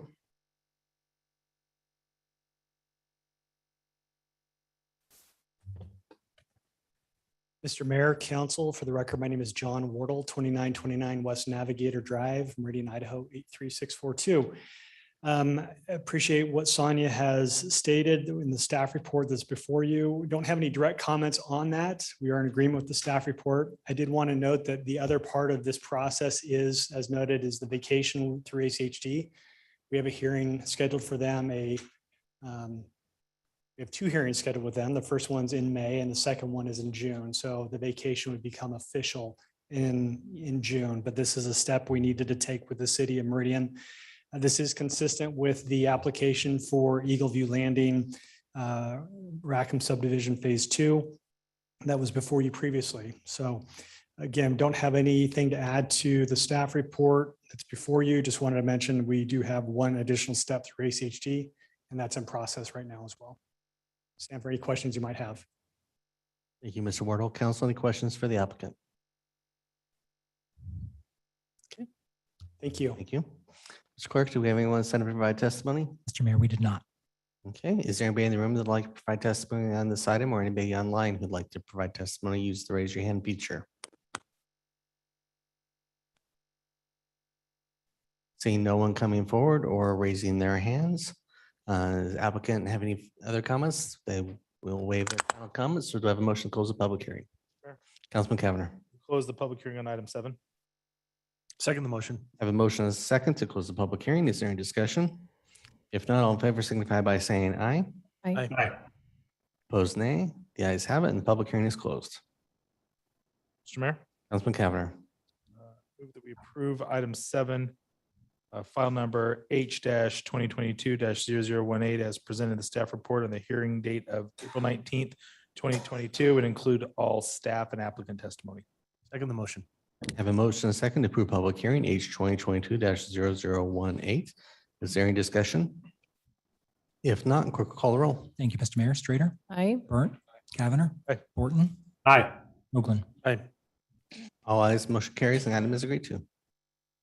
Good evening, John.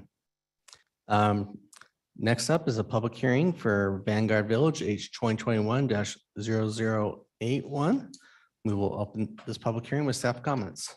Mr. Mayor, members of the council, the next application before you is a request for a development agreement modification, a rezone, a preliminary plat, and a conditional use permit. This site consists of 115.26 acres of land. It's zoned CC, HE, ME, and R40. And it's generally located a quarter-mile south of West Franklin Road and South 10 Mile Road. This property was annexed back in 2010 with a development agreement that included a conceptual development plan for the overall property that consisted of a mix of high-density residential, commercial, mixed employment, and high-density employment uses as shown. The comprehensive plan future land use map designation for this property is mixed-use commercial, medium high-density residential, mixed employment, and high-density employment. A modification is requested to the existing development agreement to replace it with a new agreement for the proposed development. The original agreement included a conceptual development plan, again as shown, that depicts a mix of uses consisting of flex office, condos, and townhomes, ground level retail with residential and offices above, research and development, restaurants, offices, parking structures, an amphitheater, and park areas with lakes. The proposed concept plan, as shown, also depicts a mix of uses, including a multifamily residential development with garden-style apartments and townhome-style units at a gross density of 13.63 units per acre. That's on the northern portion of the property here. Flex uses of approximately 410,000 square feet, which may include office, light industrial, and other uses such as distribution and light manufacturing. And that is this area here. Vertically integrated residential, commercial retail uses, and non-residential uses such as a corporate campus, business, and professional office space. Research and development and limited retail and service uses, approximately 380,000 square feet. That is this area here. Conceptual elevations were submitted for these uses as shown.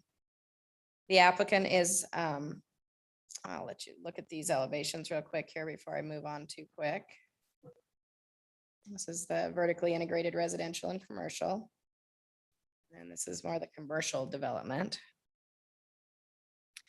The applicant is proposing a rezone of 7.06 acres of land from the CC to the HE zoning district, 17.38 acres from the CC and HE zoning districts to the ME zoning district, and 40.33 acres from the R40, CC, and ME zoning districts to the R15 zoning district, and 1.10 acres from the HE to the CC zoning district. All of these zoning districts currently exist on the site except for the R15 district, which is proposed to replace the R40 district, which staff believes will provide a better transition to the existing single-family residential dwellings to the north in Bariah subdivision. The rezone proposes to reconfigure the boundaries of these zoning districts into more developable areas consistent with the proposed road layout and conceptual development plan. A preliminary plat is proposed as shown, consisting of 8 building lots and 6 common lots on 115.26 acres of land in the R15, CC, HE, and ME zoning districts for Vanguard Village subdivision. The subdivision is proposed to develop in 5 phases per the revised phasing plan shown on the right. The first phase of the multifamily residential development on the north end of the site, zoned R15, that's the blue area, is proposed to develop first, with the ME, which is the yellow area, second, the second phase of the multifamily development, which is red, third, and the HE, third, fourth, and the, fourth, and the CC zoning area last. Access is proposed to be provided from the northern boundary of the site from Franklin Road via South Sunset Point Way and South Bariah Way. This kind of shows the connection there. And from the east from South 10 Mile Road via the extension of Vanguard Way. Coral Reef Way, Sunset Point Way, Umbria Hills, and Vanguard Way are all designated as collector streets in accord with the master street map and the transportation system map in the 10-mile interchange specific area plan. Stub streets are proposed to adjacent properties for future extension. Due to the unacceptable level of service projected at the Bariah Way and Franklin Road intersection and the cut-through traffic projected at Bariah Way and Sunset Point Way north of the site, ACHD is restricting development to the first phase with 136 multifamily units or a combination of commercial and residential development that generates approximately 75 PM peak hour trips until alternative access is available to Umbria Hills Way, Franklin Road, or Black Cat Road. Or wait to extend Sunset Point Way into the site and Coral Reef Way to connect Bariah Way until there is an alternative access available to Umbria Hills Way, Franklin Road, or Black Cat Road. The development is restricted to the first phase that generates 3,000 trips in this scenario, or approximately 366 multifamily residential units, and the ME zone until alternative access is available to the site. And that is straight out of the ACHD report on that. 10-foot wide multi-use pathways are proposed on the site in accord with the Pathways Master Plan. One segment follows the Williams Pipeline easement diagonally across the site. Another segment runs along the southern boundary within the street buffer along I-84. The Parks Department has requested a pathway connection be provided between the pipeline pathway and the nearby sidewalk along Coral Reef Way. A pedestrian circulation plan is proposed as shown that depicts all sidewalks and pedestrian pathways planned throughout the site in accord with the 10-mile plan and the Parks Department comments for mixed use areas. A conditional use permit is proposed for the multifamily residential development consisting of 552 dwelling units with a mix of 3-story apartments and 2-story flats and townhome style buildings ranging from 758 to 1,693 square feet on 40.33 acres of land in the R15 zoning district. A 9,368 square foot single-story clubhouse is proposed with amenities along with 2 other amenity buildings. 9 garden-style apartment buildings containing a total of 216 units and 51 flats and townhome-style buildings are proposed, containing a total of 336 units with a mix of 1, 2, and 3-bedroom units. Common open space and site amenities are proposed in accord with UDC standards. A total of 7.5 acres of common open space is required. A total of 8.99 acres is proposed. A minimum of 4 amenities are required. Amenities from all of the required categories are proposed as follows: a clubhouse with a swimming pool, hot tub and cabanas, an outdoor kitchen and dining area, fitness lounge, lawn games, and a fire pit lounge, pickleball court, children's play area, dog parks, a smaller swimming pool, picnic shelter and fire pit lounge, art, pedestrian walkways, 10-foot wide sidewalks along the Collector Street, Vanguard, and an amenity area with a barbecue lounge. Conceptual building elevations were submitted for the proposed apartment, flat, and townhome style, multifamily and clubhouse buildings as shown. Building materials consist of vertical and horizontal hardy plank siding in light gray, green, and wood colors, stucco in dark gray and off-white colors, and vertical western red cedar siding with cedar posts and beams and asphalt shingles. These elevations are not approved. Final design is required to comply with the design guidelines in the 10-mile plan and the design standards in the Architectural Standards Manual. The commission did recommend approval of the proposed project with the conditions in the staff report, and I'll go through a summary of the commission hearing. Joanne Butler, Deb Nelson, Garrett Scott, and TJ Winger all testified in favor of the application. No one else testified in opposition or commented. Written testimony was received from Joanne Butler, the applicant's representative. Key issues of discussion. The applicant requests a couple of alternatives to the design design guidelines in the 10-mile plan pertaining to roof pitches and front stoops in the multifamily portion of the development. The plan calls for roof pitches ranging from 412 to 1212. The applicant requests the allowance of a lower pitch for the community clubhouse amenity buildings of 2 to 12 and the townhome garages of 3 to 12 to allow larger windows with lower sills at the second level. Front stoops are desired in the plan for buildings that face public streets of 18 to 24 inches above grade. Due to concerns pertaining to compliance with ADA standards, the applicant proposes patios instead with railings that frame off the entrances that are covered by the above balconies. TJ Winger, who is part of the architecture team for this project, testified in favor of the roof pitches and front porches proposed in lieu of stoops for sense of place within the community. It's his opinion that they meet the intent of the guidelines. Key issues of discussion by the commission are as follows. The applicant's request for lower roof pitches for certain structures and for the front stoops to not be required per the design guidelines in the plan. And preference for more commercial to develop first rather than residential to create more jobs. The commission changes to the staff recommendation. They didn't necessarily make a change, but they were supportive of the applicant's request for lower roof pitches in the multifamily portion of the development of 2 to 12 on the amenity buildings and 3 to 12 on the townhome garages, and for the design guidelines pertaining to front stoops to not be required. If council agrees with the applicant's request for lower roof pitches for certain buildings and for covered front patios to be provided instead of stoops, it should be memorialized in the development agreement. It currently is not. No written testimony has been received since the commission hearing. The applicant is here to speak on this application tonight. That's all that staff has. Thank you. Thank you. Council, any questions for staff?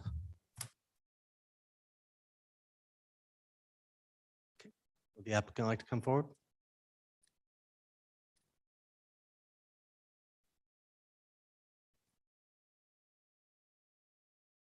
Joanne Butler, 967 East Park Center Boulevard, representing the applicant. And before I get started, I'll just make sure it's, I don't know if you're going to know what to do if you get out of here before 7, so we're going to keep you for a few minutes. With me here tonight is Erlina Newman for the applicant, Denton Kelly and his colleagues at LDK Ventures and their attorney Deb Nelson. And Deb will take the lead in just a few minutes to address the council in connection with what we call the North 40 and the conditional use permit application. John Carpenter is also here from TO Engineers. As Sonia mentioned, we have a DA modification, a rezone, a preliminary plat, and a conditional use request. We really appreciate the work of staff and their work with ACHD staff, and we appreciate and accept the conditions of approval. We will be making significant improvements to the road system, especially in the first phase with the development of Vanguard Way, all the way from South 10 Mile Road west to and through the project. We are working cooperatively with the owners of the property, both north and south of Vanguard Way and west of 10 Mile, to cooperatively complete that Vanguard Way all the way through the project during phase 1. So with that, what we're planning to do is develop our land use and not get ahead of the transportation system. With this slide, we see the current zoning. As Sonia said, this project isn't new. I took the project through with a development team in 2010. I think Anna Canning was with us at the time that this went through in 2010. It was annexed and zoned then, and the concept plan proposed at the time was consistent with the 10-mile plan objective to ensure Meridian is more than a bedroom community, to provide a wide diversity of housing types and a mix of residential, commercial, employment opportunities with open space corridors. The 10-mile specific area plan was to make sure that this area did not empty out at the end of the day, something that's even more important in this day and age. In 2010, the 10-mile interchange wasn't even completed, and development on the east side of 10 Mile was a gleam in somebody's eye. In 2010, the city recognized that the street alignments that were proposed with that concept plan would be modified as the area developed, and the city also recognized that the land use and the zoning boundaries would also be modified. And this slide shows that those modified zoning boundaries. Both the proposed streets and the land use boundaries have been modified with these applications. The zoning is the same as in 2010, with the boundaries modified to be much less fragmented than what you saw in the previous slide, and to allow those zones to flow with the circulation patterns. As Sonia mentioned, the zones are R15. That was originally R40. It was approved with R40 with a caveat that it be developed at R15 standards. So to be very clear, we just said, let's just go with R15 instead of R40 at R15 standards. The mixed employment, which is just south of the residential, extending all the way to I-84, the high density employment along I-84, and the community business district, which is south, in the pink there on this slide, just south of Vanguard Way, which is the sort of welcome mat, the entry into the overall project. On the next slide, we do show the overall site plan and the phasing. And on the site plan, the remarkable line that helps define Project Vanguard is the Williams or the Northwest Pipeline that runs diagonally through the project. The landscape, the pathways, the open space, the fitness areas planned for this easement assist the applicant meet the 10-mile plan's goal of connecting the land uses throughout the project. Not only is there a pathway provided through the Northwest Pipeline, but in order to meet the master's pathway plan, we've got a segment of the Meridian loop pathway along I-84. So both pathway components provide walkable routes to and through the project to our neighbors to the north, to the east, and to the west. I'm going to go back. Yes, as Sonia said, we have this pink is phase one that shows that Vanguard Way will be developed as part of phase one. The ME or the yellow will be developed second. Those two phases will take up the amount of traffic that ACHD wants to see, sort of put a cap on the development with those two phases until there's further extensions out to Black Cat. So those are the first two phases before we can go any farther. Those kind of developments would have to take place. Phase three is the remainder of the residential, this sort of teal to the blue in the north, the high density employment along I-84 and the community business district. Finally, the purple is phase five. Finally, the circulation plan shows the overall landscape plan. I talked about Williams Pipeline. I'm not going to go into detail on the street sections. Suffice to say that we spent a lot of time with Meridian staff and ACHD staff to make sure that the street sections were acceptable to both ACHD and to Meridian.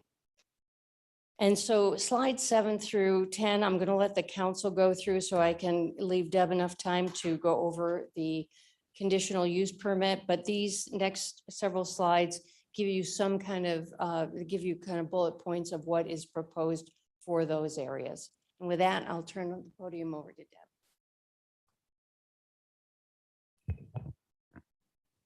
Deb. Good evening, Mayor, members of the council, Deborah Nelson, 601 West Bannock Street in Boise, here on behalf of the applicant for the multifamily development within the North 40 acres.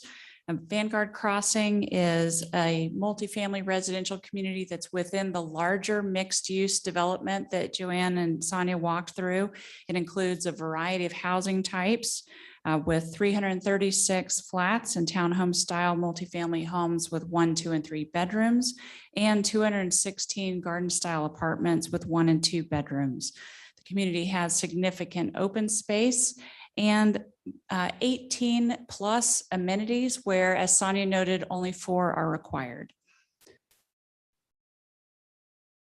The first phase of the residential portion here will be that shown in red, and it will include a mix of townhomes and garden style apartments, even in this initial phase. Here's an elevation of the townhome. You can see the variety of colors and materials with architectural variation in the facade, the welcoming patios. The interiors of these units will have a high-end modern finish with stainless steel appliances and kitchen islands and other finishes that are consistent with a higher end residential product. Here's an elevation of the garden style apartments with complementary colors and materials and well-defined and welcoming patios and balconies. The clubhouse architecture presents a striking look in the central amenity space with classic materials, including ashlar stone at the chimneys, a dramatic 3-foot overhanging eaves with cedar post support and large windows, roll-up garage doors open to the pool, providing indoor-outdoor access. This will serve as the gathering hub with workspaces, fitness facilities, and indoor and outdoor lounges with fireplaces. This clubhouse is part of a large central amenity area that also includes a large pool, pickleball courts, a play structure, and one of the dog parks, along with landscaped pathways. There are amenity areas throughout the development in addition to that large central area. In the northwest, there is one of the dog parks. In the northeast, a second pool and pool house. In the southwest, another play structure and barbecue area. And in the southeast, a second dog park, all of these with landscaped pathways. The central spine amenity provides extensive landscaped pathways, including a multi-use pathway with gathering nodes and seating areas. This, along with the connecting sidewalks and pathways through the rest of the development, provides recreational opportunities and connectivity for pedestrian and bike access, not only for our residents, but for the residents to our north to connect them with the employment and commercial to our south. Here's some of the concept images for our amenities, including the play areas and pool, pickleball, and gathering spaces. The schools in our area have current capacity, which includes both the traditional schools and also 2 alternative choice schools. West Data's comment letter notes that based on their studied student generation rates for this region and projected growth, they believe that these schools will have adequate space to accommodate the development. ACHD has approved the TIS for this development, and all required conditions of approval are acceptable to the applicant. This development will be building a key planned east-west collector road, Vanguard Way, and the west leg of the Vanguard Way 10-mile intersection, all within the first phase. The mixed-use nature of the development, along with the great pedestrian and bike connectivity, will provide these residential and employment uses significant trip capture that stays within the footprint of the development. And since the TIS was prepared, ITD has expedited its Highway 16 work with a new interchange planned to be complete by 2024, creating additional trip distribution for the larger area.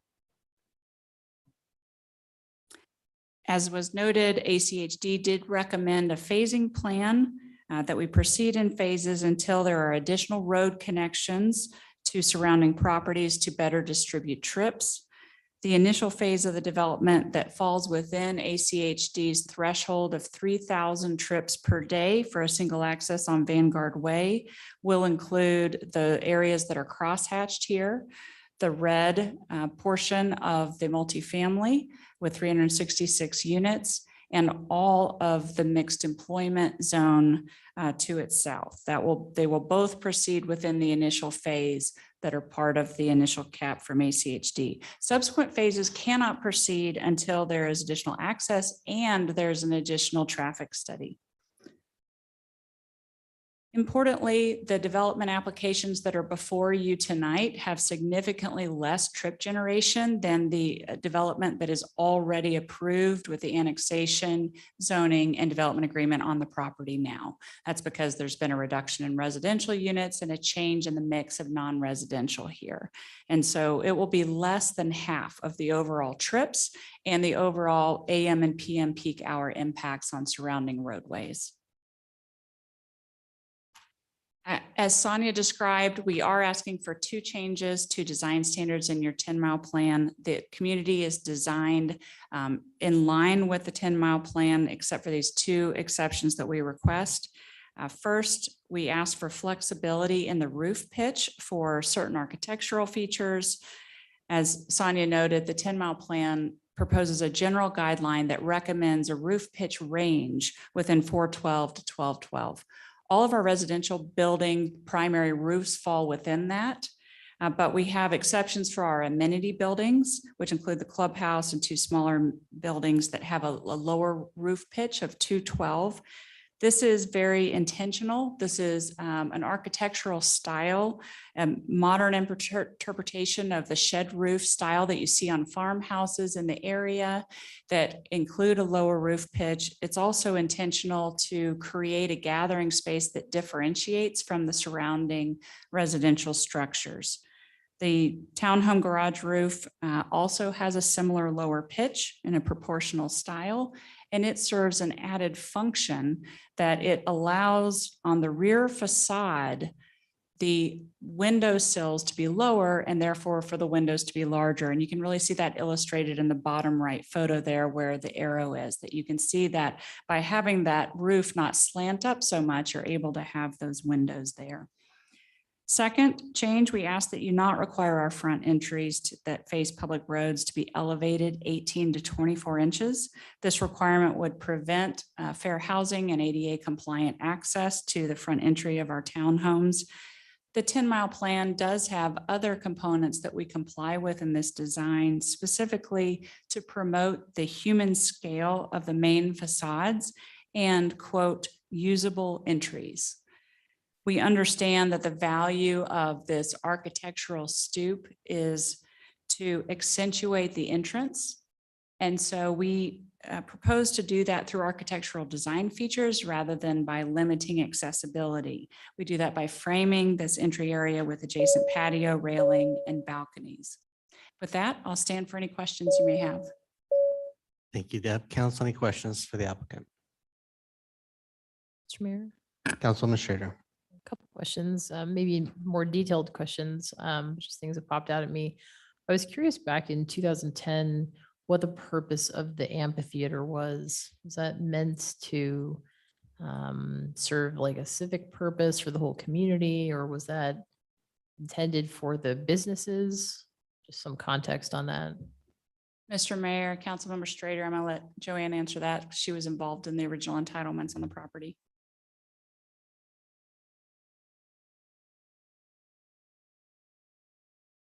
Some of the, Joanne Butler, some of the amenities that were shown in the conceptual plan were conceptual. And certainly if they were in that area within the Northwest Pipeline, they would have been open to the public. Got it. And then I was looking through the landscaping plans. So I have a question around that. We live in a high desert and we have county folks that have lower wells. They don't drill down to the same extent that accesses the same aquifers. And there's a little stress on those folks. And I do get concerned with, love to see lawn where it's used. Love to see it on pathways, dog parks, stuff like that. I have a personal dislike for non-functional turf around business areas. Just wondered if that's something you could take a look at. Maybe see if there's some xeriscaping or something that's more appropriate in those commercial areas. That makes, Joanne Butler again, and Deb may want to add to this. It makes perfect sense. And as we go through design review, I think what we're going to have to do is address those things deliberately. Got it. Okay. And then just my final question was how I appreciate the change in density or zoning, although you would have been in kind of R15 standards anyway. But could you talk about the transition, the closest transition you have to single family and how you feel like you're achieving a good transition in terms of how that feathers from the multifamily out that direction? Mr. Mayor, Councilmember Strader, our townhome units provide that opportunity because they provide a transition from the single family to our north, which is R8. So it's relatively dense zoning to our north. And then we have townhomes that have a variety of sizes, including from 4 to 8 units. So these are not exceptionally large buildings that then can kind of live in an urban format and create open spaces between them, allowing all of that connectivity. And then that transitions down when you get to our centralized open space, the large pipeline that goes through, creating even more of that connectivity. And then the larger buildings are concentrated to the south, where you are next to the mixed employment. Thank you. Mr. Mayor. Councilman Cavanagh. Deborah Join, can you just walk us through the timing of each phase? What's your calendars around each?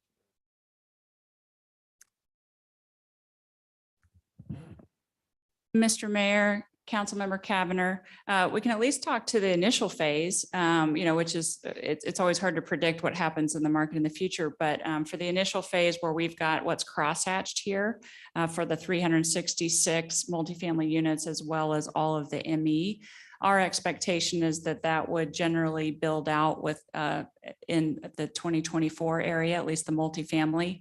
The industrial, I think, is or the mixed employment is hopeful to do that. And that's the same time frame, as you may remember, as the Highway 16 is going to be complete. And it's also within the cap that ACHD has imposed on this development. Mr. Mayor, Councilman Hoagland. just wanted to talk about the roof pitch on the amenity buildings, 212 pitch.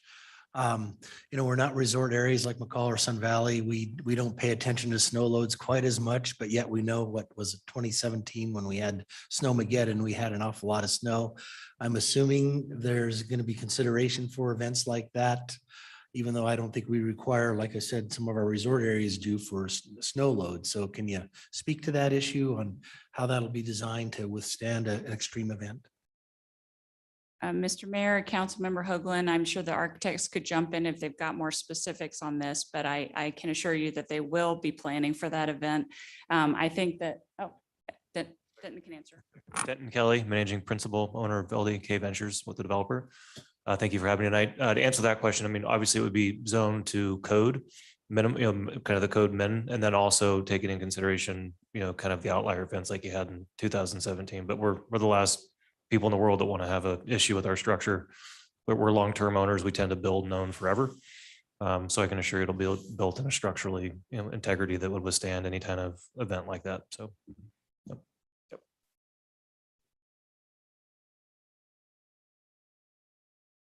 Council, any additional questions for the applicant? Mr. Mayor. Councilman Burnt. So talking about that, are the pictures that we're looking at on the screen, is that what they're going to look like? Or is that what was originally proposed, and all the crazy lines are telling us what it's going to look like?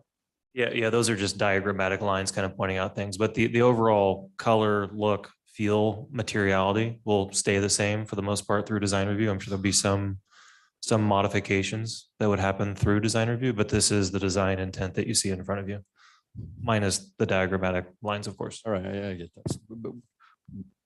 So I guess I would like to see what the roof pitch will actually look like. Are you talking about on the clubhouse or on the residential buildings themselves? Residential. So the residential buildings are compliant with the 10-mile specific plan guidelines, with the exception of the roof you see there where the red arrow is. Yeah. That's I think a 3 and 12 roof. And the reason that has a slightly lower pitch is to accommodate a larger window and a lower window sill to keep all those windows kind of in a line, if you will. So it's just to accommodate a constraint that our design creates. Mr. Mayor, what I'm looking at is the actual picture of what it's going to look like, correct? Yes. Okay. Councilmember Burnt, you might look at that bottom left picture. You can see with that side profile, you can really see that garage shed roof. And then the bottom right picture illustrates the impact of that height creep up the rear facade. You can also see if you compare the clubhouse on the top left and the roof line on the top right, you can see the top right is the residential and the clubhouse has the lower pitch that we're trying to differentiate.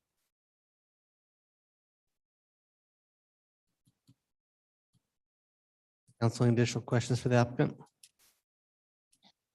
Okay, thank you very much. Mr. Clerk, do we have anyone signed up to provide testimony on this item? Mr. Mayor, we did. First was Garrett Scott, who's online if he still wishes to speak. Mr. Mayor and council members, my name is Garrett Scott. My address is 502 33rd Street in Cody, Wyoming. I am a member of the development team with TO Engineers, specifically worked heavily, was very involved with the traffic impact study for the development. Deb hit all the high points with regards to the traffic impacts of the development and ACHD's conditions of approval, but I am here to help answer any specific questions you may have. Thank you. Thank you. Council, any questions? Okay, thank you. Mr. Clerk, anybody else? Mr. Mayor, that was the only advance, but there is a person online as well. Okay, yeah, well, if you can unmute TJ Winger. Thank you, Mr. Mayor. Council members, can you hear me? Yes, we can. Thank you. Just wanted to take a moment and add a little bit to the two items for consideration from an architectural perspective. As you know, you see a lot of these communities, and one of the real concerns is wayfinding and some of the items that we look at regarding children and these communities and keeping them safe. And we have found over the years designing these facilities that if we can make the common area amenity building something unique, that really helps the youth and children in the neighborhoods with their wayfinding. And so we've done that intentionally to set that apart from the remainder of the architecture. And in doing so, like Deb mentioned before, we pulled in some references from historical buildings. And one of the things that we are looking at is that lower roof slope. We will put snow guards on there and cleats to accommodate snowmageddon. We understand that, so that the roof handles that snow appropriately. We don't want that to fall on anyone. The other nice thing about that amenity area is that it has upgraded materials. So it'll be something that's set apart in the community. And again, like I say, really act as a central location and help with wayfinding for children coming to and from school with a sense of point of reference within the community.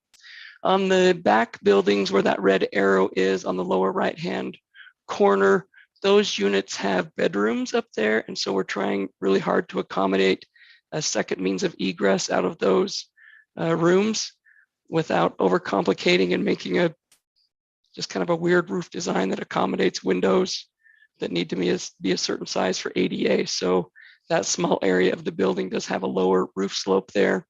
And that's the reason for that request as well. On the stoops, that third item, I love stoops and I love front porches. I love sense of place. I love streetscape, activating streets and the intent behind the 10-mile area plan. And that is a really important element and something we looked at quite a bit. We are working with clients that have had problems with not following ADA ANSI requirements. And so as we saw that requirement within the 10-mile plan, we thought we should at least ask for that and talk about that, as that's something that does conflict with code requirements that we have to design to. So as we looked at that, we thought the real important elements of the stoop and what that creates is that activated front porch, a sense of place, a place where communication happens, interactions happen, people sit on the front porch, those types of things. So we kept everything about the stoop minus the vertical grade. Thank you. Council, any questions? Okay. Is there anybody in the audience that'd like to provide testimony on this item, or anybody online?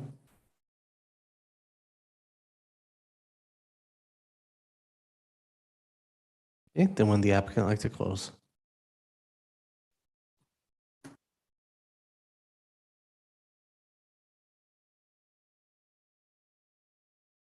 Mr. Mayor, council members, it's a rare hearing that I get to attend where there's not anything to rebut. So we'll not undermine our good progress so far and ask that you approve the development consistent with what you have in the form of recommendations from both staff and from the Planning and Zoning Commission, and we'd stand for any questions.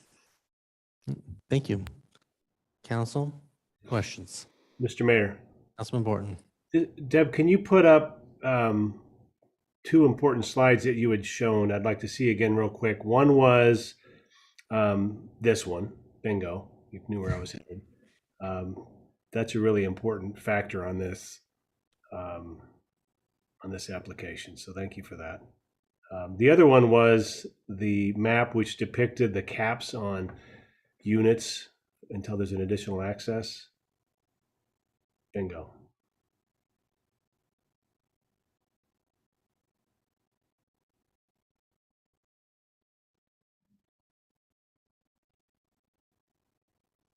Okay, thank you. I had no questions about it. I just think that's a really important part of this project's ability to be successful. So appreciate that.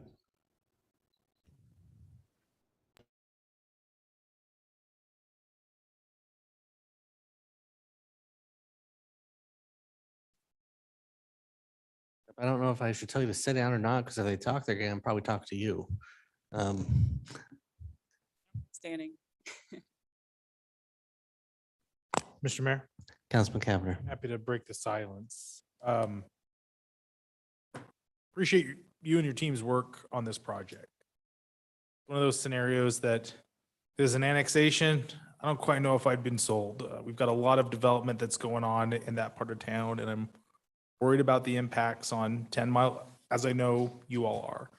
Where the annexation's already been approved, I really commend you and your team's approach to improve this project to actually mitigate, minimize some of those negative impacts that would have come across had it been presented, 12 years ago. I'm supportive of the project. I'm happy to be in favor of it.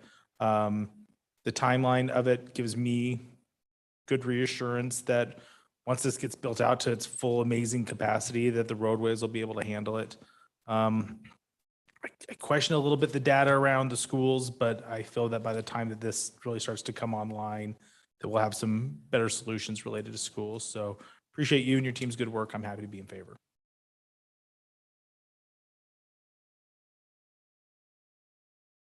Mr. Mayor? Councilwoman Schrader. Yeah, maybe to pile into some discussion, I agree. I think we have some of those challenges to annexation. I agree with Councilman Cavanagh. This is a huge improvement to me from the project that was approved in, the concept at least, that was approved in 2010. I love this layout a lot more. I feel like the amenity package is better. I think the project flows well together for a mix of uses. Appreciate the work on it, the phasing and the kind of phasing a development plan and how that aligns with the transportation network, I think has been as well mitigated as we could hope for a project of this size. Wish we would have gotten a school site out of it, I think ideally, but the impact on the schools from it doesn't appear to be overly inordinate or burdensome. So I'm supportive of it and appreciate the hard work that y'all put into this. Mr. Mayor. Councilman Borton. Echo the comments of my colleagues, and in this specific scenario, the request for the 2 design standard changes, I thought also seemed to be appropriate. So I didn't have no concern with that. Mr. Mayor. Councilman Burnt. I have nothing more to add. Mr. Mayor.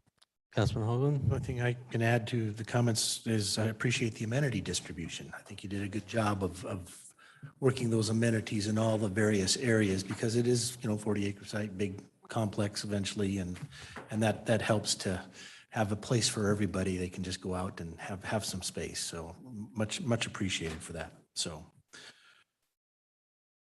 Mr. Mayor. Councilman Hoagland. I would have move that excuse me, we close the public hearing for Vanguard Village, H 2021-0081. Have a motion and second to close the public hearing. Is there any discussion? If not, all in favor signify by saying aye. Aye. Opposed, nay. The ayes have it, and the public hearing is closed. Mr. Mayor, I think Councilman Hoagland. everyone had their opportunity to comment, and I don't know, unless we have something more to add. After considering all staff, applicant, and public testimony, I move to approve H 2021-0081 as presented in the staff report for the hearing date of April 19th, 2022, with the addition to the DA of the granting the request for the roof pitch changes for the amenity buildings and townhome garages, and the elimination of the elevation of front porches. And with that, Mr. Mayor, I think that covers it. Second the motion, Mr. Mayor. I have a motion and a second. Is there discussion? All right, if not, clerk call the roll. Thank you, Mr. Mayor. Strater, Aye. Burnt, Cavanagh, Aye. Borton, Aye. Hoagland. Aye. All ayes, motion carries. The item is agreed to. Thank you very much. Have a good evening.